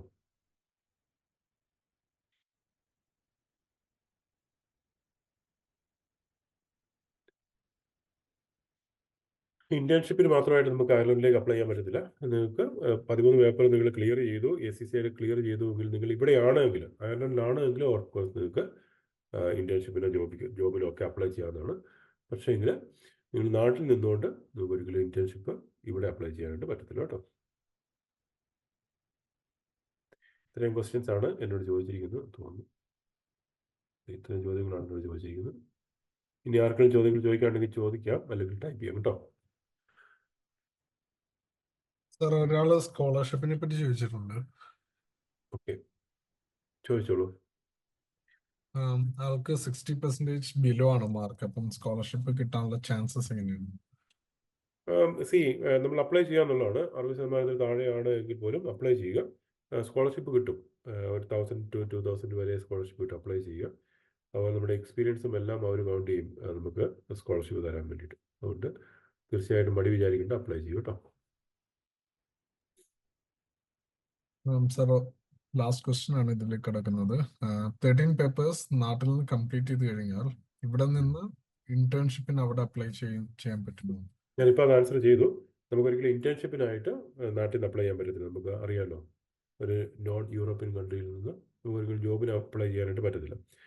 ഇവിടെ നിന്നൊരു കോഴ്സ് കംപ്ലീറ്റ് ചെയ്തെങ്കിൽ മാത്രമേ നമുക്ക് ഇവിടെ ഇന്റേൺഷിപ്പിന് അപ്ലൈ ചെയ്യാനോ അല്ലെങ്കിൽ ജോബിന് അപ്ലൈ ചെയ്യാനോ പറ്റുള്ളൂ. നമ്മൾ ഈ മാർക്കറ്റിൽ അയർലൻഡ് തന്നെ ഉണ്ടാവണം. നമ്മൾ ജോലിക്ക് അപ്ലൈ ചെയ്യുന്ന സമയത്ത് നമ്മൾ ഏത് കോഴ്സ് പഠിച്ചാലും, ഇപ്പോൾ IIT-യിലാണ് നമ്മൾ പഠിച്ചതെന്ന് പറഞ്ഞാൽ IIT പഠിച്ചതിന് ഇറങ്ങിയതിന് ശേഷം നമുക്കൊരു ജോബിന് അയർലൻഡിൽ അപ്ലൈ ചെയ്യാനോ അല്ലെങ്കിൽ ജർമ്മനിയിൽ അപ്ലൈ ചെയ്യാനോ അല്ലെങ്കിൽ സ്പെയിനിലോ പോർച്ചുഗലിലോ ഒന്നും നമുക്ക് അപ്ലൈ ചെയ്യാൻ പറ്റത്തില്ല. നമുക്ക് ജോബ് കിട്ടില്ല.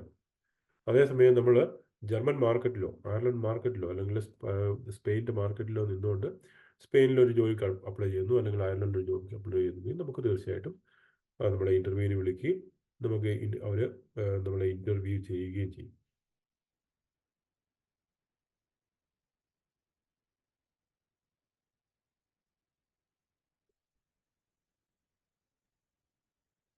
സാർ, ഐ തിങ്ക് എല്ലാവരുടെയും ക്വറീസ് ക്ലിയർ ആയെന്ന് തോന്നുന്നു. കുറച്ച് കുട്ടികളോട് വെയിറ്റ് ചെയ്യുന്നുണ്ട്. നിങ്ങൾക്ക് ചോദ്യങ്ങളുള്ള കുട്ടികളാണോ വെയിറ്റ് ചെയ്യുന്നതെങ്കിൽ തീർച്ചയായിട്ടും നിങ്ങൾ ചോദിച്ചോളൂ. മടി വിചാരിക്കേണ്ട, നിങ്ങൾക്ക് ആൻസർ തരാം.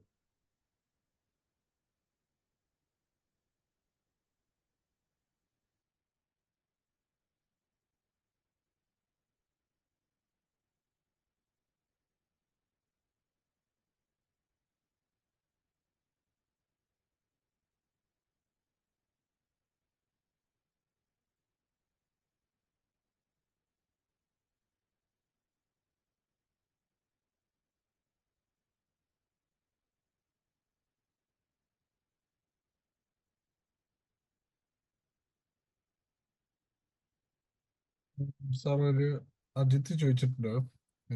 ആളുടെ ഗ്രാജുവേഷൻ കഴിഞ്ഞതിന് ശേഷം ആളൊരു 1 year PG diploma in logistics ആണ് ചെയ്തിരിക്കുന്നത്. ഓക്കെ, ലോജിസ്റ്റിക്സ് ആണ് ചെയ്തിരിക്കുന്നതെങ്കിൽ നിങ്ങൾ ലോജിസ്റ്റിക്സ് റിലേറ്റഡ് ആയിട്ടുള്ള ഒരു മാസ്റ്റേഴ്സ് ആണ് ചെയ്യുന്നതെങ്കിൽ എപ്പോഴും നല്ലതാണ്. നമുക്ക് എല്ലാം കൊണ്ട് നല്ലതാണ്. ഒരു അഡ്മിഷൻ കിട്ടാനും വിസ പ്രോസസ്സിങ് എല്ലാം നല്ലതാണ്. ഇനി അതല്ല നമ്മൾ അക്കൗണ്ടിങ് റിലേറ്റഡ് ആയിട്ടുള്ള കോഴ്സാണ് പ്രൊസീഡ് ചെയ്യുന്നതെങ്കിൽ ഈ ഡിപ്ലോമ എന്ന് പറയുന്നത് നമ്മളത് അഡ്രസ്സ് ചെയ്യേണ്ടി വരും, എങ്ങനെ അത് കണക്റ്റഡ് ആവും എന്നുള്ള കാര്യം. അത് അഡ്മിഷൻ്റെ സമയത്ത് ഓഫീസ് അത് കൃത്യമായിട്ട് പറഞ്ഞു തരും എങ്ങനെയാണത് പ്രൊസീഡ് ചെയ്യേണ്ടതെന്ന്. അജിത്ത് അത് ഓഫീസിൽ സംസാരിച്ചാൽ മതി. ഓഫീസിൽ കൃത്യമായിട്ട് ഗൈഡൻസ് തരും, അവർ ഹെൽപ്പ് ചെയ്യുകയും ചെയ്യും കേട്ടോ.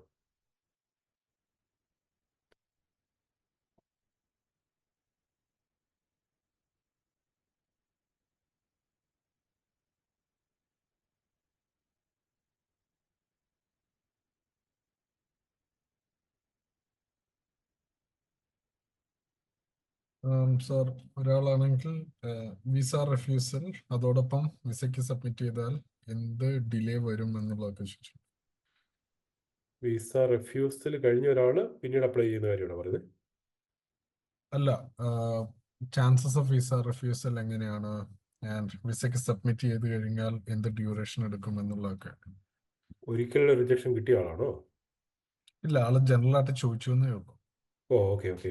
നമ്മളിപ്പം നമുക്ക് വിസയ്ക്ക് അപ്ലൈ ചെയ്ത് കഴിഞ്ഞാൽ നമുക്ക് പെട്ടെന്ന് തന്നെ വിസ കിട്ടുന്നുണ്ട്.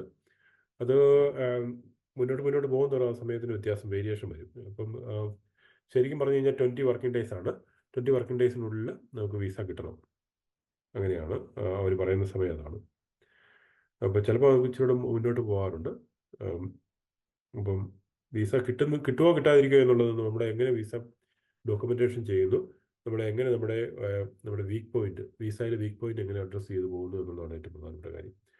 നമ്മളൊരു വിസയ്ക്ക് അപ്ലൈ ചെയ്യുമ്പോൾ ഡോക്യുമെൻറ്റേഷൻ മുഴുവൻ ചെയ്ത് കഴിയുമ്പോൾ നമുക്ക് അറിയാൻ പറ്റും ഏതൊക്കെ ഏരിയയിലാണ് നമുക്ക് വീക്കായിട്ടുള്ളത്. ആ വീക്കായിട്ടുള്ള കാര്യങ്ങൾ, ഫൈനാൻസിൻ്റെ കാര്യമാണെങ്കിൽ നമുക്ക് ഫൈനാൻസ് കൃത്യമായിട്ട് നമ്മൾ എക്സ്പ്ലനേഷൻ കൊടുക്കുന്നു. നമ്മുടെ എക്സ്പീരിയൻസിൻ്റെ സൈഡിലാണ് നമുക്ക് വീക്കെങ്കിൽ ആ സൈഡ് നമ്മൾ എക്സ്പ്ലെയിൻ ചെയ്യുന്നു. നമുക്ക് ബാക്ക്ലോഗാണ് നമ്മുടെ പ്രശ്നം, ബാക്ക്ലോഗ് നമ്മൾ എക്സ്പ്ലനേഷൻ കൊടുക്കുന്നു. അത് ഓരോ വീക്ക് പോയിന്റ് നമ്മൾ എങ്ങനെ കവർ ചെയ്യുന്നതനുസരിച്ചിരിക്കും നമുക്ക് വിസ കിട്ടും. അവിടെ നമുക്ക് പ്രോപ്പറായിട്ടുള്ള ഒരു ഗൈഡൻസ് കിട്ടുന്ന ഒരു ഏജൻസിയിൽ നിങ്ങളുടെ കൂടെ 1-to-1 ആയിട്ട് നിങ്ങൾക്ക് ചെയ്തു തരാൻ പറ്റുന്ന ആളുടെ കൂടെ ഇരുന്ന് വേണം നമ്മൾ വിസ ചെയ്യാനായിട്ട്. നമുക്കൊരു അഡ്മിഷൻ ചെയ്ത് തരാനായിട്ട് ആർക്കും പറ്റും, ഏത് ഏജൻസിക്കും. ഇന്നലെ തുടങ്ങിയ ഏജൻസികൾക്കൊക്കെ ആണെങ്കിൽ പോലും ഒരു അഡ്മിഷൻ ചെയ്ത് തരാനായിട്ട് പറ്റും, അത് വളരെ എളുപ്പമാണ്. പക്ഷേ വിസയുടെ കാര്യത്തിലേക്ക് വരുമ്പോൾ നിങ്ങൾക്ക് നല്ലൊരു സപ്പോർട്ട് ഉണ്ടെങ്കിൽ മാത്രമേ നിങ്ങൾക്ക് വിസ കിട്ടുകയുള്ളൂ.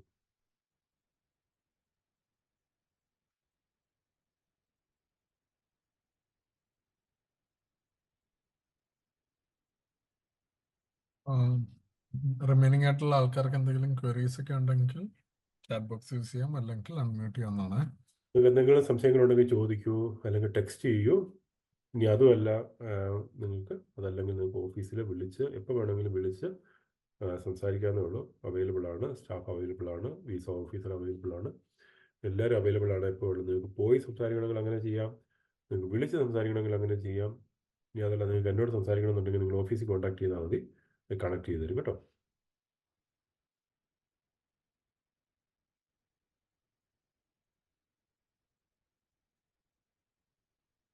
സാർ, ഐ തിങ്ക് എല്ലാവർക്കും ക്വയറീസ് ക്ലിയർ ആയെന്ന് തോന്നുന്നു.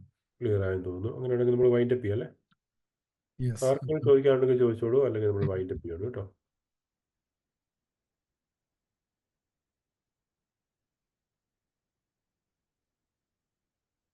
ഇല്ല sir. Thank you so much sir for the brief session. എല്ലാവർക്കും എല്ലാം ക്ലിയർ ആയിട്ടുണ്ടെന്ന് വിശ്വസിക്കുന്നു. നിങ്ങൾ എല്ലാവരും ശ്രദ്ധിക്കേണ്ട മെയിൻ കാര്യം ഇതാണ്, സെപ്റ്റംബർ ഇൻടേക്ക് ആണെങ്കിൽ കൂടി തന്നെ ആപ്ലിക്കേഷൻസ് എല്ലാ യൂണിവേഴ്സിറ്റികളും ക്ലോഷർ ആയിക്കൊണ്ടിരിക്കുകയാണ്. സോ ഡിലേ ആകരുത്. സെയിം തന്നെയാണ് വിസയ്ക്ക്. സാർ പറഞ്ഞ പോലെ തന്നെ നേരത്തെ അപ്ലൈ ചെയ്താലേക്കും നമുക്കാണെങ്കിൽ വിതിൻ 20-22 ഡേയ്സിനുള്ളിൽ വിസ നമുക്ക് കിട്ടത്തുള്ളൂ. ഡിലേ ആകുന്തോറും നമുക്ക് വിസ കിട്ടാനുള്ള ആ ഡ്യൂറേഷൻ കൂടിക്കൊണ്ടാക്കിയിരിക്കുന്നത്. സോ എത്രയും പെട്ടെന്ന് തന്നെ നിങ്ങൾ ഓഫർ എടുക്കുക, വിസ സബ്മിഷൻ ചെയ്യുക. അങ്ങനെയാണെങ്കിൽ നേരത്തെ തന്നെ ഫ്ലൈ ചെയ്യാൻ പറ്റുന്നതായിരിക്കും. Anyways, thank you so much, sir. Okay. Wonderful. Thank you, sir. Yeah, thanks a million. Okay, bye.